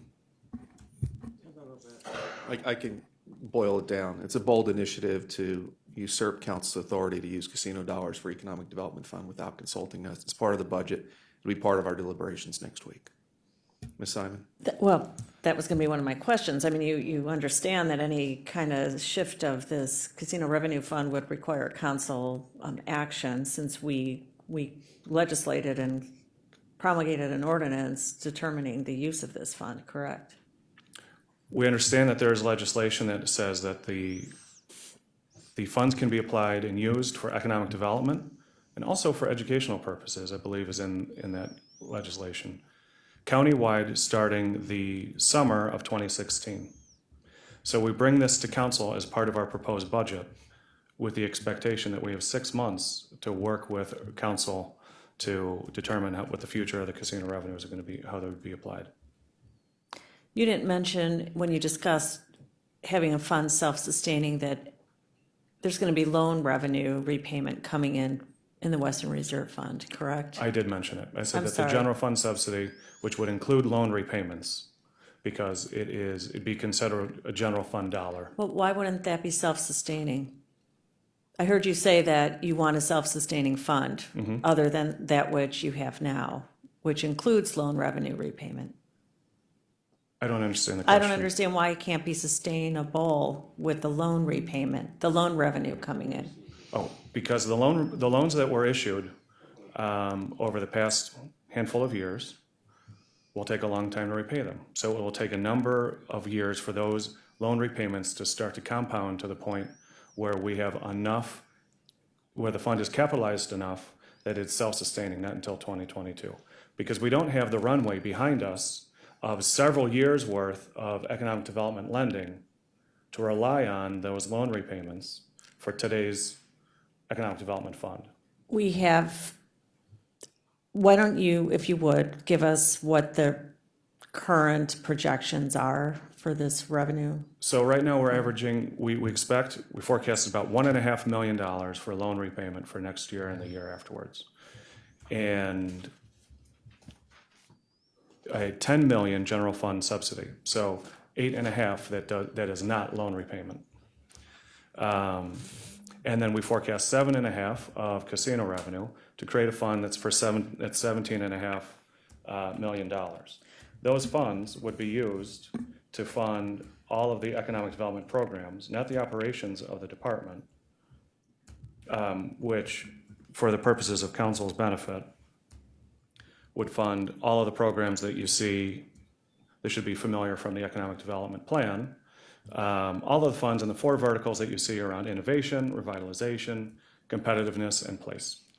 Those verticals are not fully developed in terms of projects coming through the pipeline at this point. So for us to convert or change the nature of the casino revenue dollars, or even allowing for the 10 million subsidy for this, doesn't mean that these projects are actually going to come before us in the next 24 months. I mean, historically. Totally agree. And that's why having the capacity to be able to make that lending is important. We can't necessarily forecast, we can estimate how much we think we would do in economic development, but the individual projects, the individual projects are more difficult to be able to say, here is exactly what the project's going to be and where the dollars are going to be spent. That's why we have the programs to say, here are the ways in which we can spend the funds. And casino revenue, when we focused on downtown, was similar to that, in that it was a program that was focused downtown. We couldn't forecast what the individual projects would be, but we estimated that we'd be able to spend a number of dollars on these kinds of projects. We also anticipated being able to put some into a bank and reserve those for significant transformational projects. And we have that now. What we propose is that we move forward and use the casino revenue in 2016 and forward to supplement a countywide and strategic portfolio of programs for economic development. What I've heard you say before is it's important to have a project ready or something ready before committing funds to that, Yeah. right? And maybe that's a further discussion we have to have about this, just to see whether it's this idea and your expectation is actually going to be ready to require this money set aside and used for the portfolio. Certainly. And I recognize that it is a little bit speculative, but what we are proposing is a budgeted amount. We're not asking for an award or a contract. And at the end of the year, when we don't have the projects that have been approved by council, then those funds move forward to the following year. That's what's significant about this, is a little bit different, is that we're trying to create an enterprise fund so that if funds go unused, more funds would be available in future years. That's how we create a well-capitalized fund. But the projects that we've brought to council have been well thought out and have been unanimously approved by council every time. So we're not going to start to bring bad deals to council because of the funding source or different programs. So I remain committed to doing that and always having those conversations. Thank you. Mr. Chairman. Thank you. Mr. Miller? Mr. Chairman, Director, first of all, I want to say that I really like the idea of funding so much more of the economic development out of current revenue. I was never totally comfortable with the way the the Western Reserve Fund was put together with the bonding element. It kind of said to me that we think the projects we have available today are so much better than the opportunities we're going to have in 2025 or 2030 when we're paying off bonds and not having money available. And so I like this concept. My question about the casino revenue fund program is that the history is that we started out with the casino revenue fund being restricted only to a narrow area in downtown, and we finally gotten to the point where the casino revenue funds can be used for projects countywide, and not only projects countywide, but projects that are broader in scope, that have a strong placemaking component, like the Euclid project that we passed on second reading the other day. I know that that place is one of the verticals, but I'm concerned that if we move all this money into what's labeled as a job creation fund, that we may lose some of the flexibility we now have to fund some projects that maybe do not have an immediate significant job creation component, but in the way that they would transform neighborhoods and create attractive places have tremendous future benefits, and I would like if you could comment on that. Councilman, the county executive and this administration, as the one before it, is additionally committed to place-based economic development. The language that we use around it is a little bit different, and then we talk about job access. And that's because having strong neighborhoods contributes to having a strong workforce, access to those jobs around transportation, et cetera. So how we commit to those kinds of projects is a worthwhile conversation. When it comes to casino revenue specifically, it is not the only source that we can use for placemaking. One of the things that is valuable about casino revenue, whether it's used for placemaking or job creation, is that it's non-tax revenue.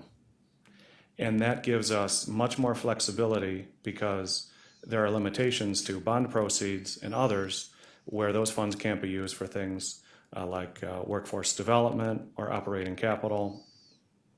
So that's another reason why we look at the casino revenue as a great opportunity for funding economic development activity.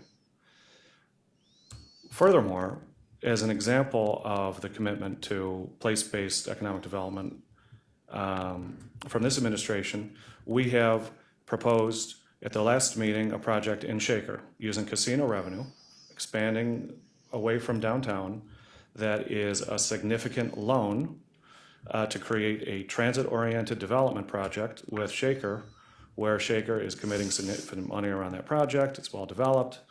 And so that's the kind of project that we think is an example project that we are proposing to do this year. And similar projects, I'm sure, will be proposed in future years. Mr. Chairman, Director, one other aspect of the current design for the casino revenue fund is that the way it's written, that proposals for projects could emerge either from the administration or from the council. And my question is, do you see that aspect being maintained under the new job creation fund? And if so, how would the council initiation of project proposals operate? Let me begin by saying that we, in the department, a lot of the proposals that we bring to council ultimately do come from leads generated from council members.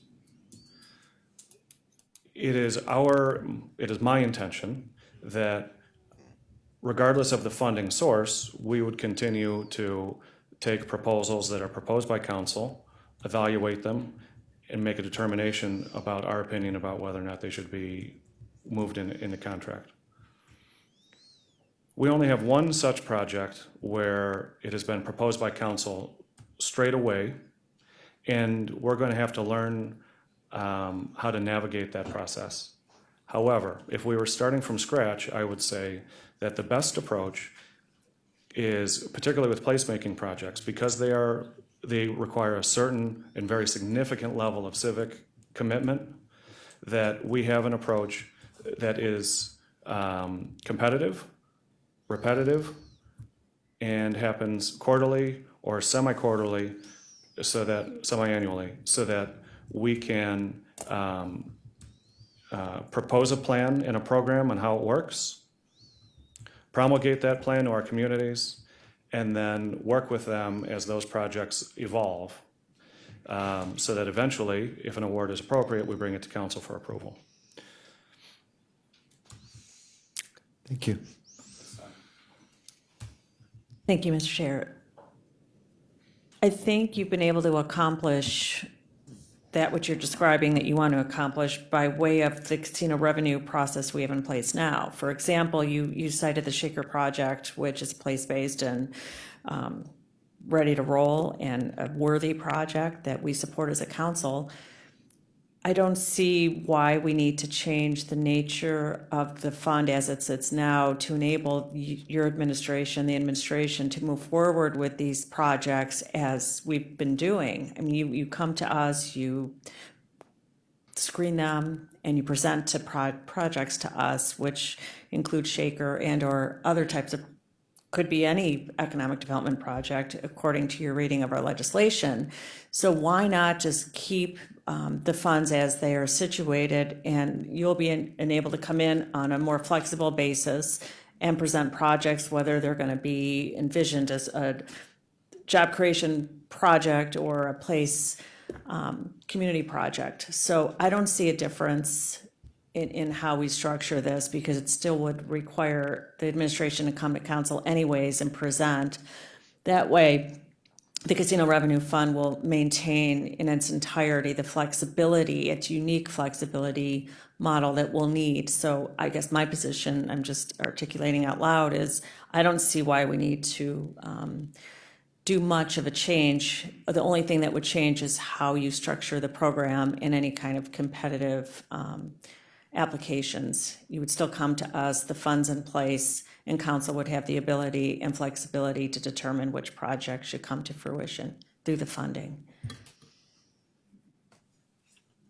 Okay, great. Thank you. I have a couple questions.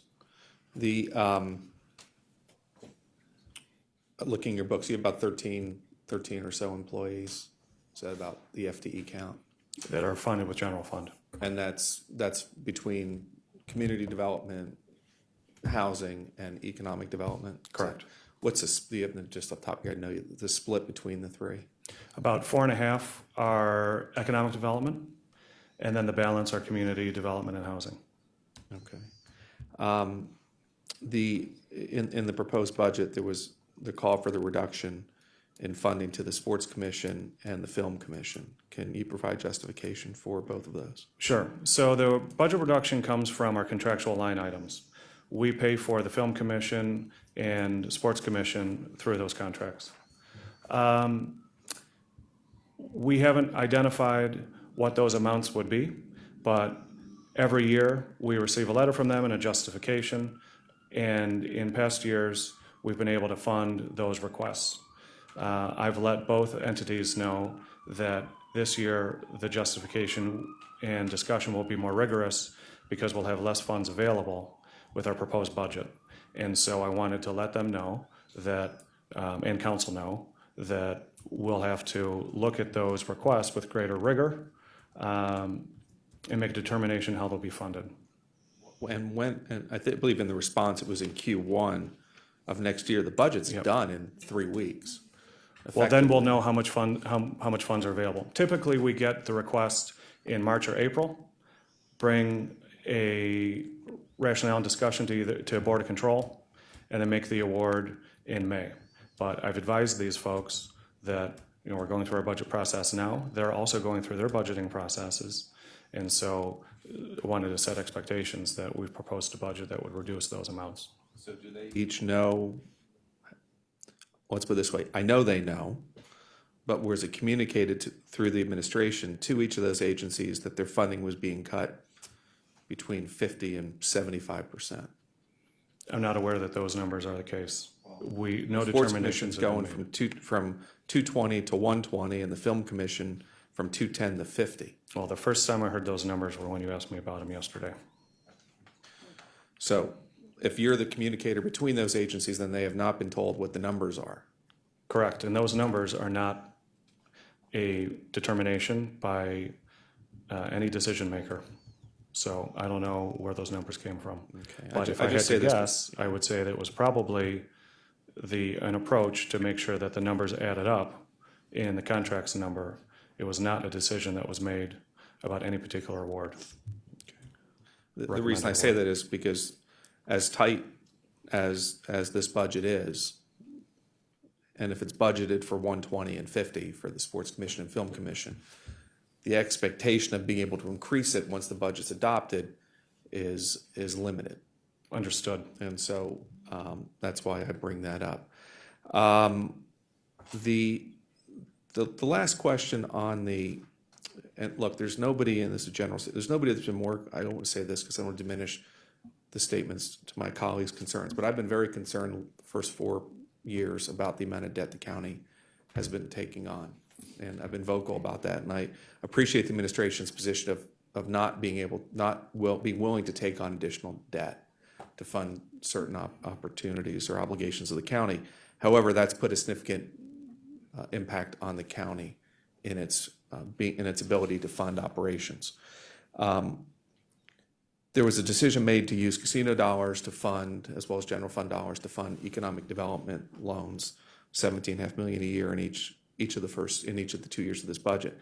However, it's not necessarily, I mentioned this to the administration, it's not necessarily something that I subscribe to when we have an opportunity to, and businesses do it all the time, and I see Jay here from Cranes, and he probably agree with me, is that when businesses have an opportunity to use someone else's money, they use it and they take advantage of it. The administration is amenable to the concept of incurring debt as long as there's a dedicated revenue stream to support that debt, which would be a perfect opportunity and example of these economic development loans.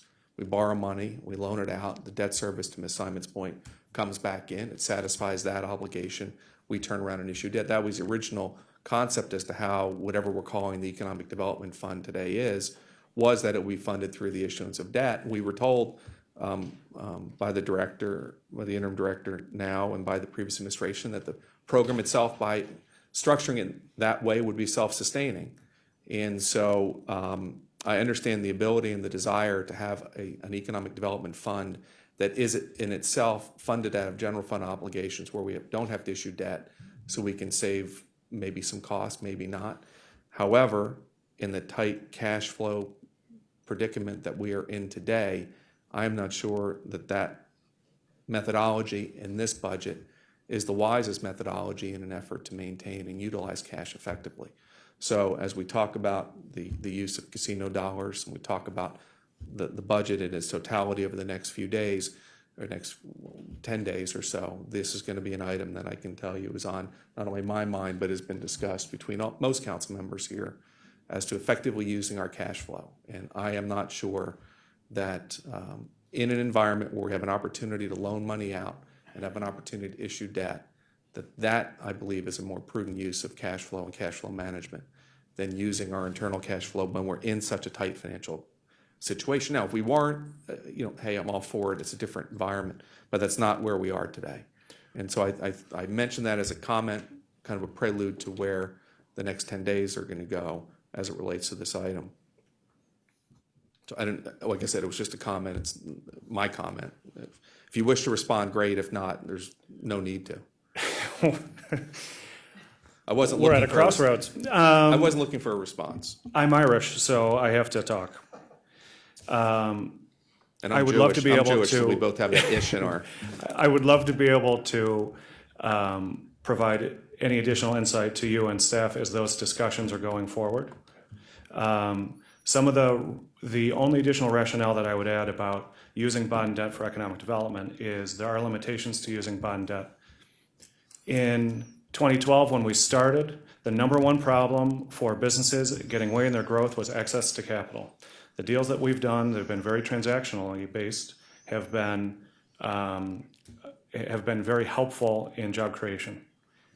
Businesses now, the number one problem is not access to capital. The credit availability has increased, and so our ability to lend in a way that provides an incentive maybe, but we'll have to talk about it in greater detail with smarter people than me, may make it so that it is not a sustainable model to be able to provide an incentive and pay debt. And then lastly, because workforce is the number one issue getting in the way of businesses' growth, that isn't an eligible expense. However, an eligible expense for bond proceeds. However, I don't expect that to make up the entirety of our economic development activities, but it's a consideration for council. Very good. Thank you. Mr. Jones.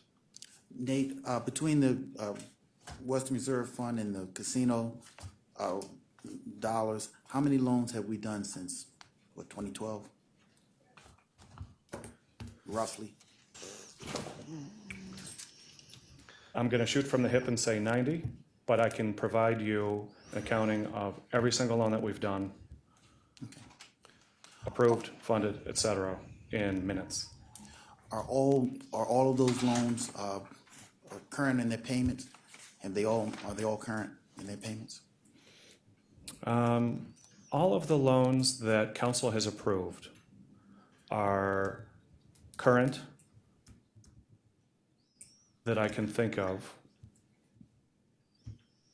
period. That you can think of. Well, I'd like to know that number. Sometimes out in the community, sometimes people get government money and they think they don't have to pay it back. Thank you. Has that ever been your experience? Yes, it has been my experience. One of the things that, and I'm looking forward to talking about this in greater detail, one of the things that was proposed on Tuesday is an investment in innovation and entrepreneurship. And then a couple months ago was the investments that we made in microenterprise lending. Those are higher risk, they require a greater level of technical assistance, and I can tell you that in that space, there's a greater percentage of default. However, our approach of going with a partner, in this case ECDI, instead of making the loans individually, insulates us somewhat from those defaults.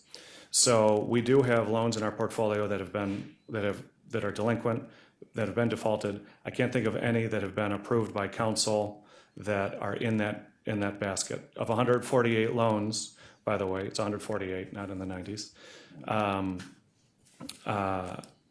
The approach that we're using to go with partners will insulate us from that likelihood of non-payment or delinquency. So with our partners at ECDI, we have basically contracted out our small business loans to the small business community, micro loans. But our larger loans, give me a rough number. How much money have we dedicated towards ECDI, and how much of? $2.5 million since 2012. We did a pilot 2 years ago, and then made a $2 million award 2 months ago. Okay, $2.5 million. And how much is the remainder that has gone to the obviously larger loans? Oh, to the larger projects. So we have invested from the county about 50 million. 15? 50. 50. Since 2012. We'll have some more proposed to council this year, or they're already proposed to council. That's leveraged about $400 million in investment, and created about 10,000 jobs. So we Created or don't, retained 10,000 jobs. we don't want defaults anywhere, but the 2 million towards the smaller loan, I would probably have a closer eye on potential defaults on the 50 million side. Agreed. Let me also say that we're in the honeymoon period. We're where it's easy. The loans are fresh. It hasn't gotten tough yet. We should be braced for and expect non-payment. The kinds of loans that we're doing, yes, they provide an incentive, but also they're providing a gap that isn't being filled or wasn't being filled by private lenders. If we don't have a default, if we don't have defaults, this is not easy for me to say. If we don't have defaults, it should be as big an issue if we have a lot of defaults, because that means that we're lending to guaranteed sources of repayment. And it isn't an incentive. We aren't moving the market if we aren't filling a gap that's a little bit more risky than a private marketplace. I often told story. I met with the chief scientist of Israel, who has my job, but for Israel, and he's much better at it. And he had just gotten in trouble with the Knesset, like their Congress, because of their billion-dollar loan portfolio. He wasn't losing enough money. I wish I could have that problem here. But it's that ethos of having to invest in a risky way to move the market that they have, that we don't. So we have to be braced for that loss. We do try to insulate that, however. We have to be prudent, and that's why with the higher risk, higher touch, more technical assistance folks, we're taking an approach where we're using partners that can do the due diligence, vet them well, and then also guarantee the repayment for the county. Well, if you're bracing for potential losses on that $50 million side, and to Councilwoman Simon's point, the sustainability of this fund, I don't have a question. I'm throwing that out there. It's something we have to watch. If we're looking at potential defaults, and at the same time we expect this to be sustainable and to replenish as a result of their payments, there's got to be some balance, happy medium, some watching of the county tax dollars. It is going to take a balance. That's why we hesitate to have a debt whose repayment has to be guaranteed by these loan repayments, because they're not as reliable a source of revenue as property tax proceeds and others. So, for example, with the TIF at Public Square, yes, we're going to issue some debt. However, we have a loan repayment that is guaranteed by property taxes that's already earmarked towards the repayment, even further guaranteed by other sources of revenue. And so we don't have the quality of guarantee if we are going to have it be based solely on economic development repayments. Well, and I'll just add to that. That's why we have collateral. That's why we're secured. So Mr. Triazzi and Mr. McGinney, if we have defaults between the two, figure it out.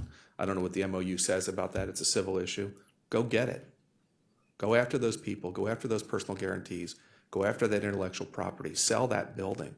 Our responsibility is to secure those taxpayer dollars. And if we have to go after folks who default on a loan, well, you know what? We've lived up to our end of the obligation. Sure. And they have not. So the fact that we have default, look, I tried to put together a reserve policy on bad debt.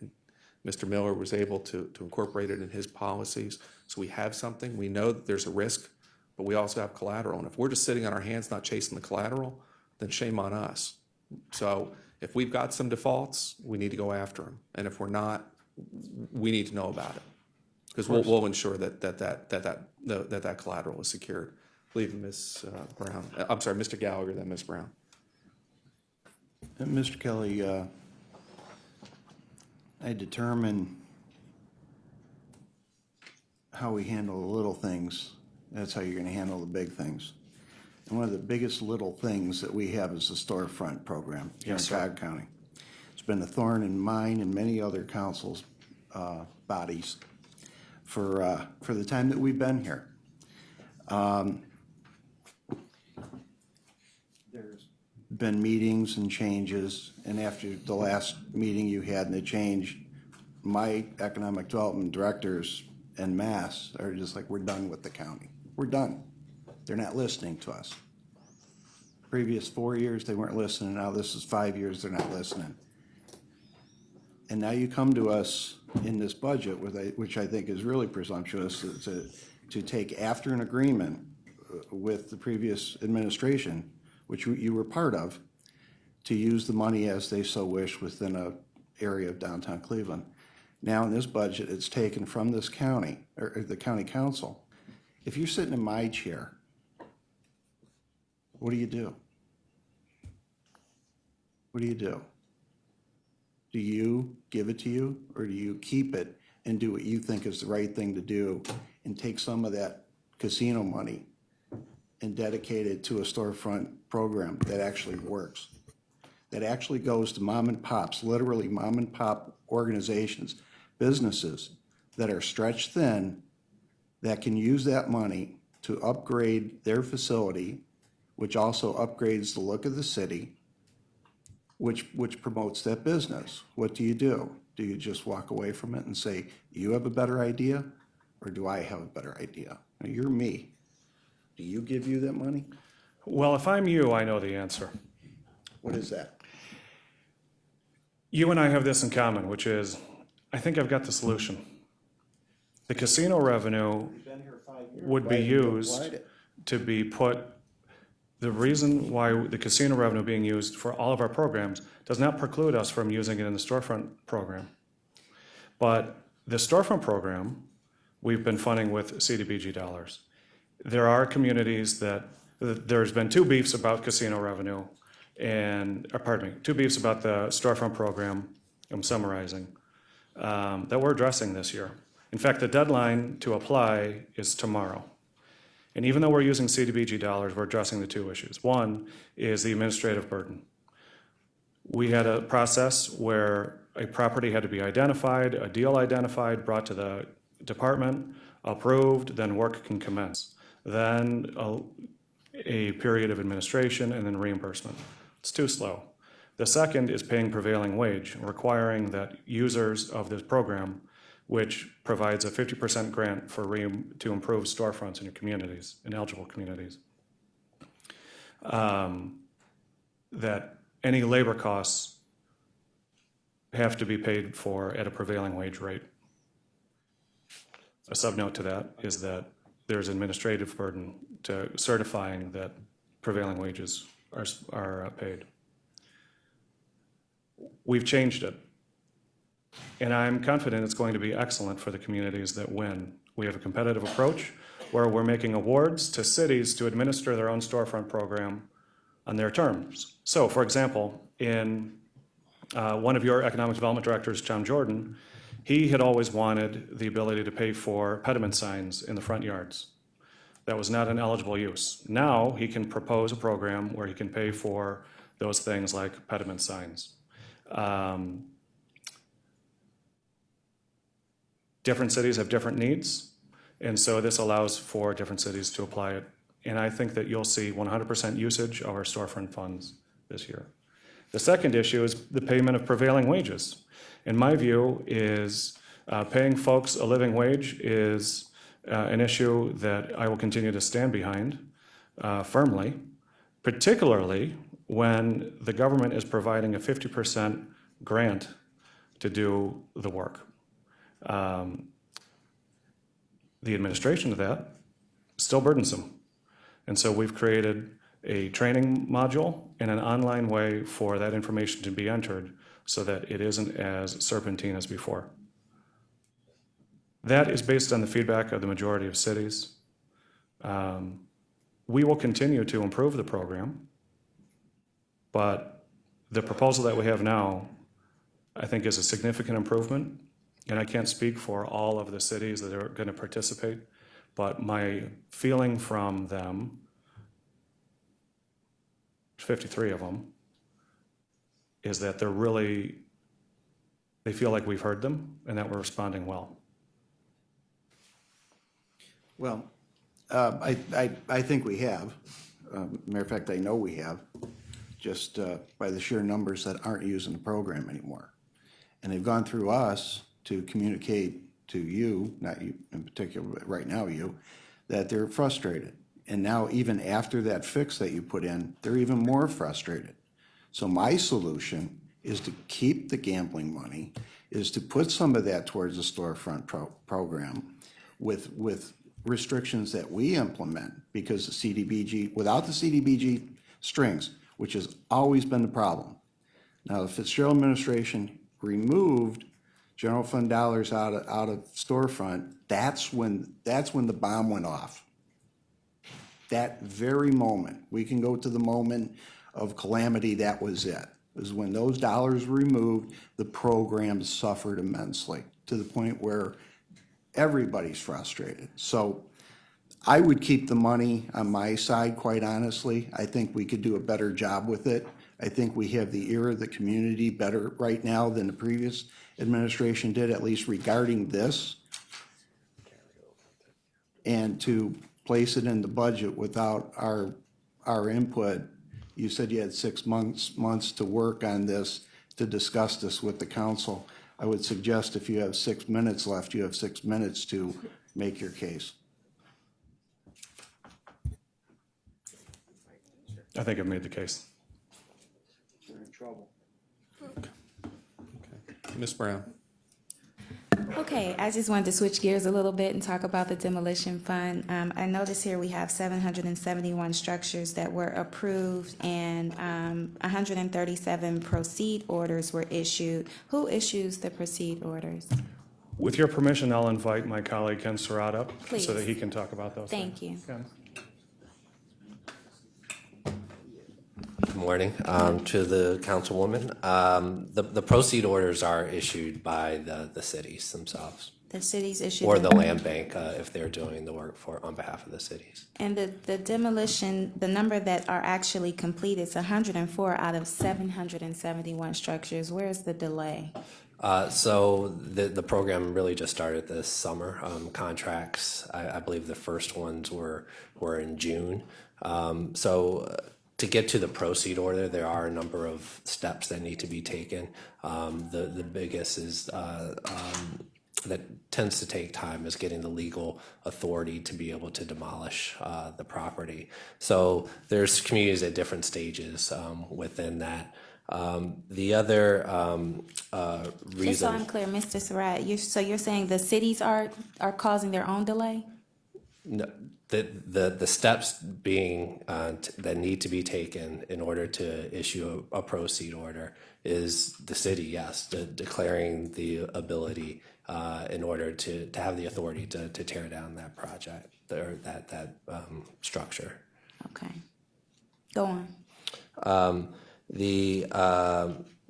The other piece, the land bank is a big partner in this project, and they actually have another source of revenue that has a expiring timeline to it that they want to make sure that they use those funds as well. They are still working with the communities in order to tear those down, but it really is about the program only having, I would say, less than half a year now under its belt, working through some of these cities have never demolished homes before, and I think working through the legal processes in order to acquire the ability to demolish these homes and just a growing capacity. So the land bank sounds like they're a partner, but not with all the municipalities. Am I clear on that? That is true. They work with the majority of the cities, but not all of them. And it looks like the majority of the demos have been done in Cleveland, which they probably have an advantage because they've done this. Is that safe to say? That is, and they have a long list of properties that they want to continue to get through.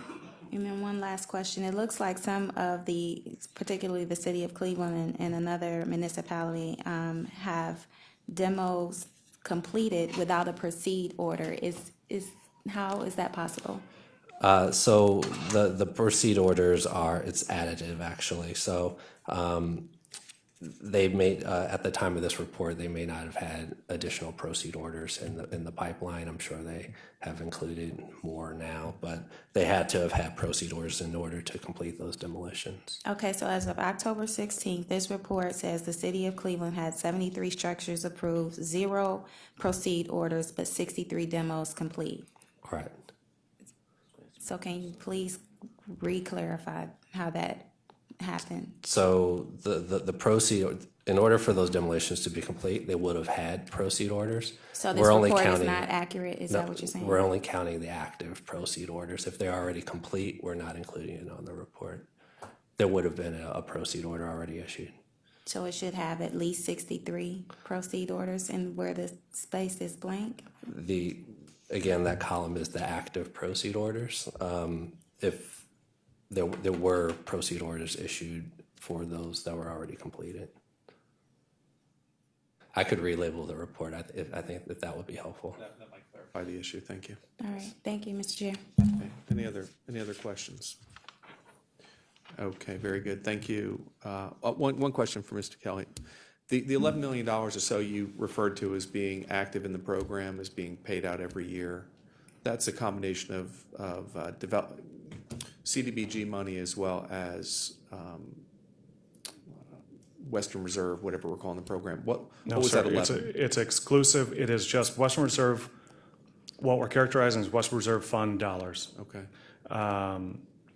In 2012, 2013, 2014, I think the actual numbers are in 2012, 9, 13, maybe 10 last year, and I think we're on pace to be around 10 this year. But we've only issued $22 million in debt. Correct. Of which 3 of it from Phillips was on, they didn't use it. So we've got $19 million of that money in the pipeline. Where's the rest coming from? No. What happened was in the issuance of $22 million at the end of fourth quarter, only refunded the activity from 2014. Okay. The balance was advanced to this year's Western Reserve Fund. Prior to 2014, general fund dollars were used. It was envisioned that it would be reimbursed through bond funds. Instead, only $14 million from 2014 was reimbursed.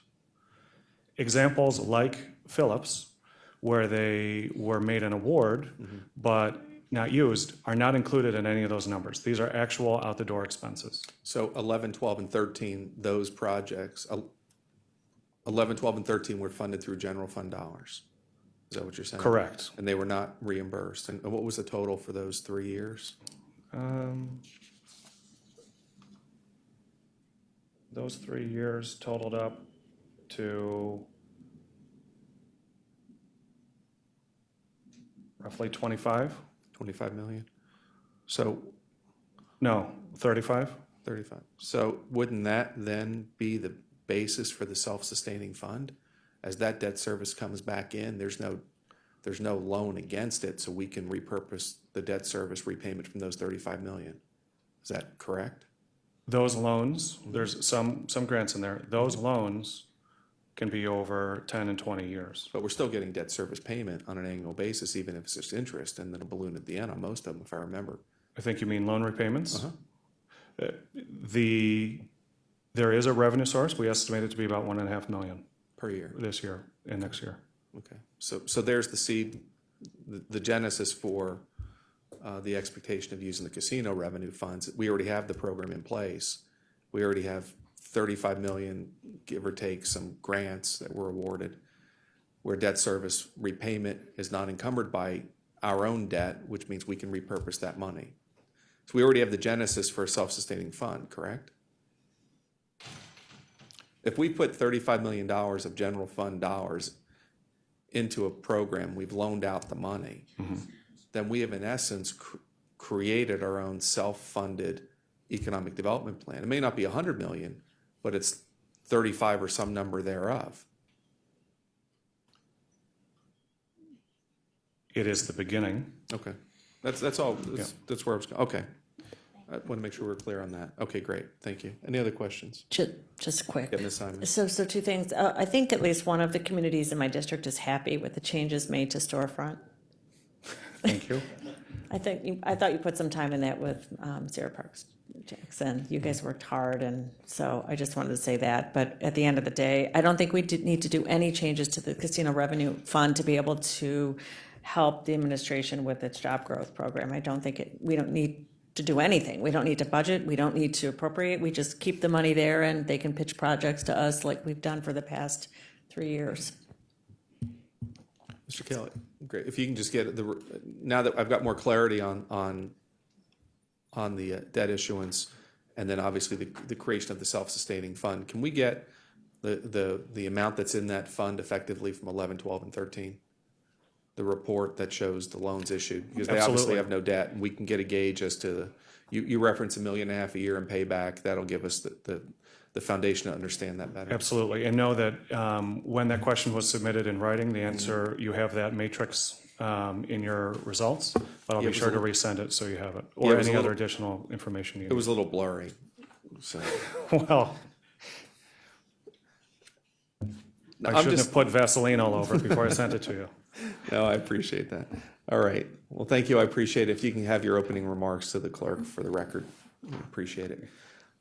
Based on the time, and we still have 5 more presenters in the morning session, what I'm going to ask is, obviously those folks who have been patient, is we'll hear communications in the morning session and ask IT, fiscal officer, treasurer, and human resources to begin the afternoon session.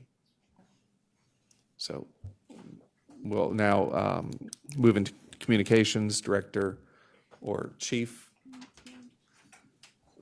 Wing. Just push the button. I don't think it's on. Yeah.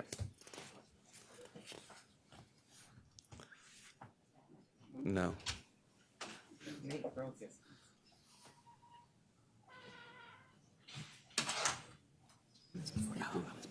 Literally the green thing. It's taking your directions literally and pushing the little green thing, not the actual button. All right, start again. Good morning, Council President Brady, Chairman Greenspan, and members of council. The mission of the Communications Department is to effectively and efficiently convey the core strategic principles of the county executive and his staff and departments to both external and internal audiences. We're a small but mighty department comprised of 6 people with 1 additional communications specialist over at the ME's office. Generally, we are responding to media inquiries as well as crafting proactive media outreach regarding the executive's key initiatives and priorities. And we have our work cut out for us. Prior to my arrival, I think it's fair to say that social media was not really on the radar. And that has to change. As I'm sure you all know, social media is where the conversation is and where the audience is. So we're working on better reflecting all the good work that the executive and the county in general is doing. The majority of our web pages need an overhaul.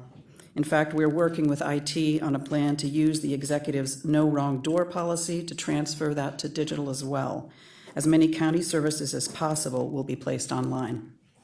An e-newsletter needs to be created and sent out regularly. And we continue to work with media proactively to develop stories about our great services and resources. And that's the extent of my comments. I'll take questions. Very good. Any questions?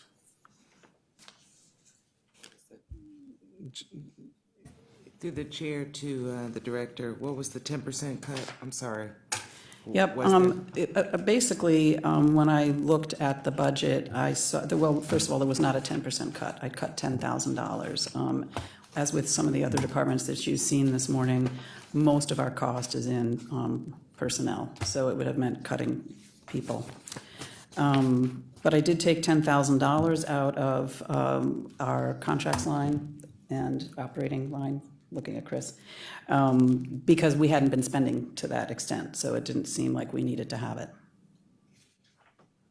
Okay. And could you, oh, I'm sorry, Ms. Conwell. And just to follow up on that, you did not decrease any of the employees. Was there ever a time with this new administration that it was talked about expansion of the communication department as far as outreach or things of that nature, which I guess would include some additional staff? Just Just wondering. Yeah, in my opinion, I think the outreach can be done through working proactively with media and crafting good stories about what we do, so that then you really, without having to get a lot of personnel involved, you are telling your story. The same thing with social media. It's very, very powerful, and we are doubling down on that. So that's the kind of outreach that we plan on doing, as opposed to hiring personnel. Thank you. Great. Just one question. I asked you to address this earlier. So in the budget for communications, there's actually a net increase in the budget. Can you provide some insight as to the purpose for the net increase? Yeah, sure. So that is specifically around personnel, and previously we had 3 positions. We had the communications director, the communications deputy, and a third position over at DCFS. And actually, if you took those together, they were $5,000 more than the current expenses. So we actually took 3 positions and merged them into 2. And I'm going to punt over to Chris to talk a little bit about that, because there is a difference about where the costs are falling. The third position at DCFS was previously a levy expense. That FTE has been transferred to the communications department directly, but is not, it's an increase of general fund use, but a decrease of levy fund use. But all funds in the personnel for those 3 positions are about $5,000 less. Does that make sense? Yes. So the net effect in the overall, assuming all cash is fungible, is $5,000 less. However, there's a shift from the HHS levy fund into the general fund, as far as the dollars are concerned. Not the dollars. We are absorbing an extra position that was once covered by the HHS levy fund.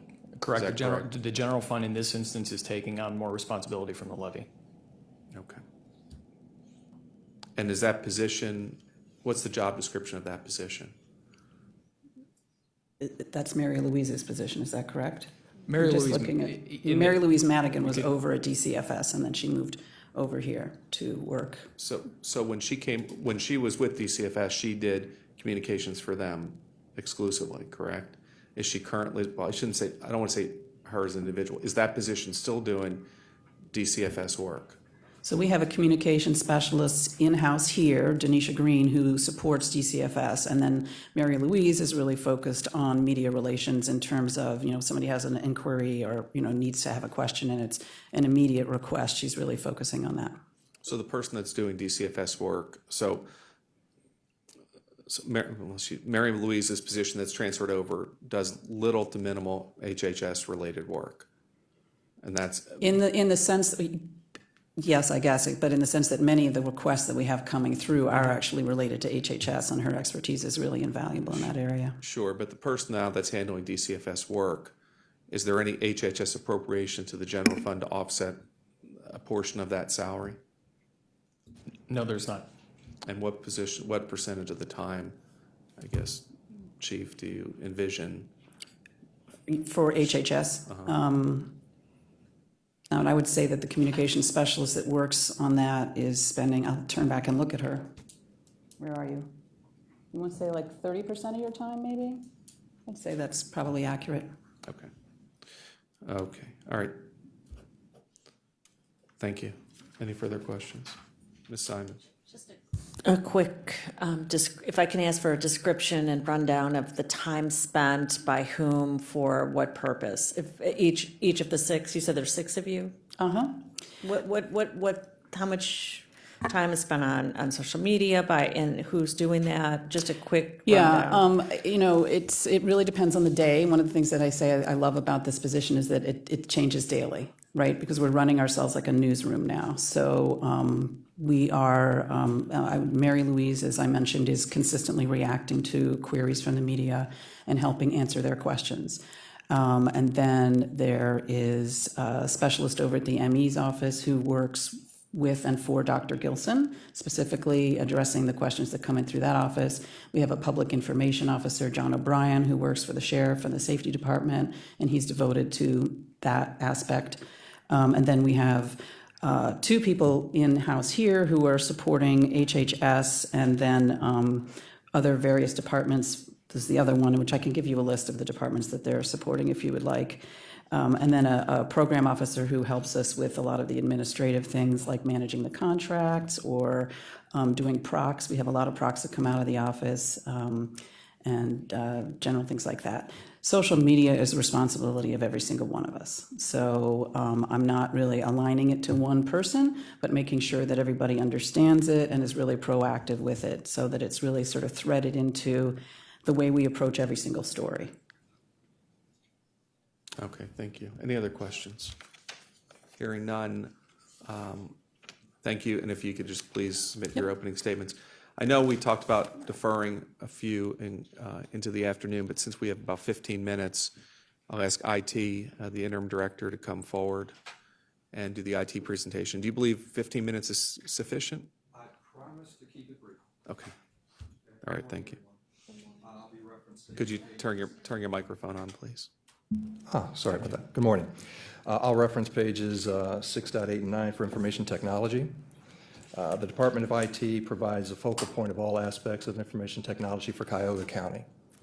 Some of the larger initiatives that are going to take place during this next budget cycle will be the completion of the 5-year PC refresh program that began in the fall of 2012. The project will complete 1 year ahead of schedule, and that's thanks to the support that we received from the council by adding additional funding to the 2015 program. Continuing the upgrade and refresh of all of our voice, WAN, server, storage, and GIS technologies. In partnership with the Fiscal Office and Treasury Department, development of the real property taxation system. The project will start in early November with the parallel processing scheduled for 2018. In partnership with multiple county agencies such as Fiscal, Human Resources, Public Works, and Health and Human Services, the development of the countywide ERP system. The contract review and negotiations will begin shortly with the 2 finalists. The final award should be made in early 2016. The implementation of the child care placement system at DCFS, the RFP award has been made and contract negotiations are in progress. In partnership with the state and Job and Family Services, implementation of Ohio Benefit Workforce Portal for food and cash assistance. Enhancement and efficiencies of the Medicaid application process by integrating the call center technologies between the state and the county. In 2016, the base budget was achieved by bringing the levels down to the 2015 base budget and including 2% COLAs. Our budget reductions were achieved by eliminating 2 vacant positions, consolidating 2 web contracts into a lower cost model, and removing the Sterling building lease and utility obligations resulted for the migration of the data center to the state of Ohio. I'll open the floor for any questions. Great. Any questions for you're the interim director? I am the interim director as of 2 weeks ago. Do we have to vote on that? Okay. We need legislation off topic. It wouldn't be just yet, but if he's interim, we have legislation that's required to place him in interim status. Any questions? Yeah, there's there's a 120-day window there that at that point then it requires legislation. We're not obviously anywhere near that point yet, but I'm aware of the obligation. Okay, very good, thank you. Anybody? No questions? Mr. Miller.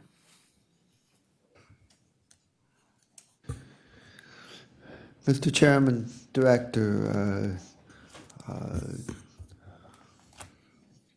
countywide, we're going through a process of examining a lot of things, and there's been some things scaled back and revised. Notably, we migrated to the state data system, and not in IT, the emergency operations center plan got scrapped, so in this environment, I just want to publicly hear the administration's statement that we remain totally committed to the ERP project. I think it is vitally important for the efficient operation of a large number of county departments, and we've waited for it a long time, and I just want to get assurance that that is not in any question. No, it's not any question. It's going to be a complete partnership between all the lines of business and the Department of IT to make this happen. Okay, thank you. Great. Any other questions? Okay, hearing none. Thank you. If you could All right, please thank submit your opening remarks to the clerk. Madam Clerk, has anyone signed in for public comment? No, Mr. Chair. Okay, so we will end this morning session. We will begin closing out session 5 with the fiscal officer, county treasurer, and Department of Human Resources, then move into session 6 at 1 p.m. Thank you.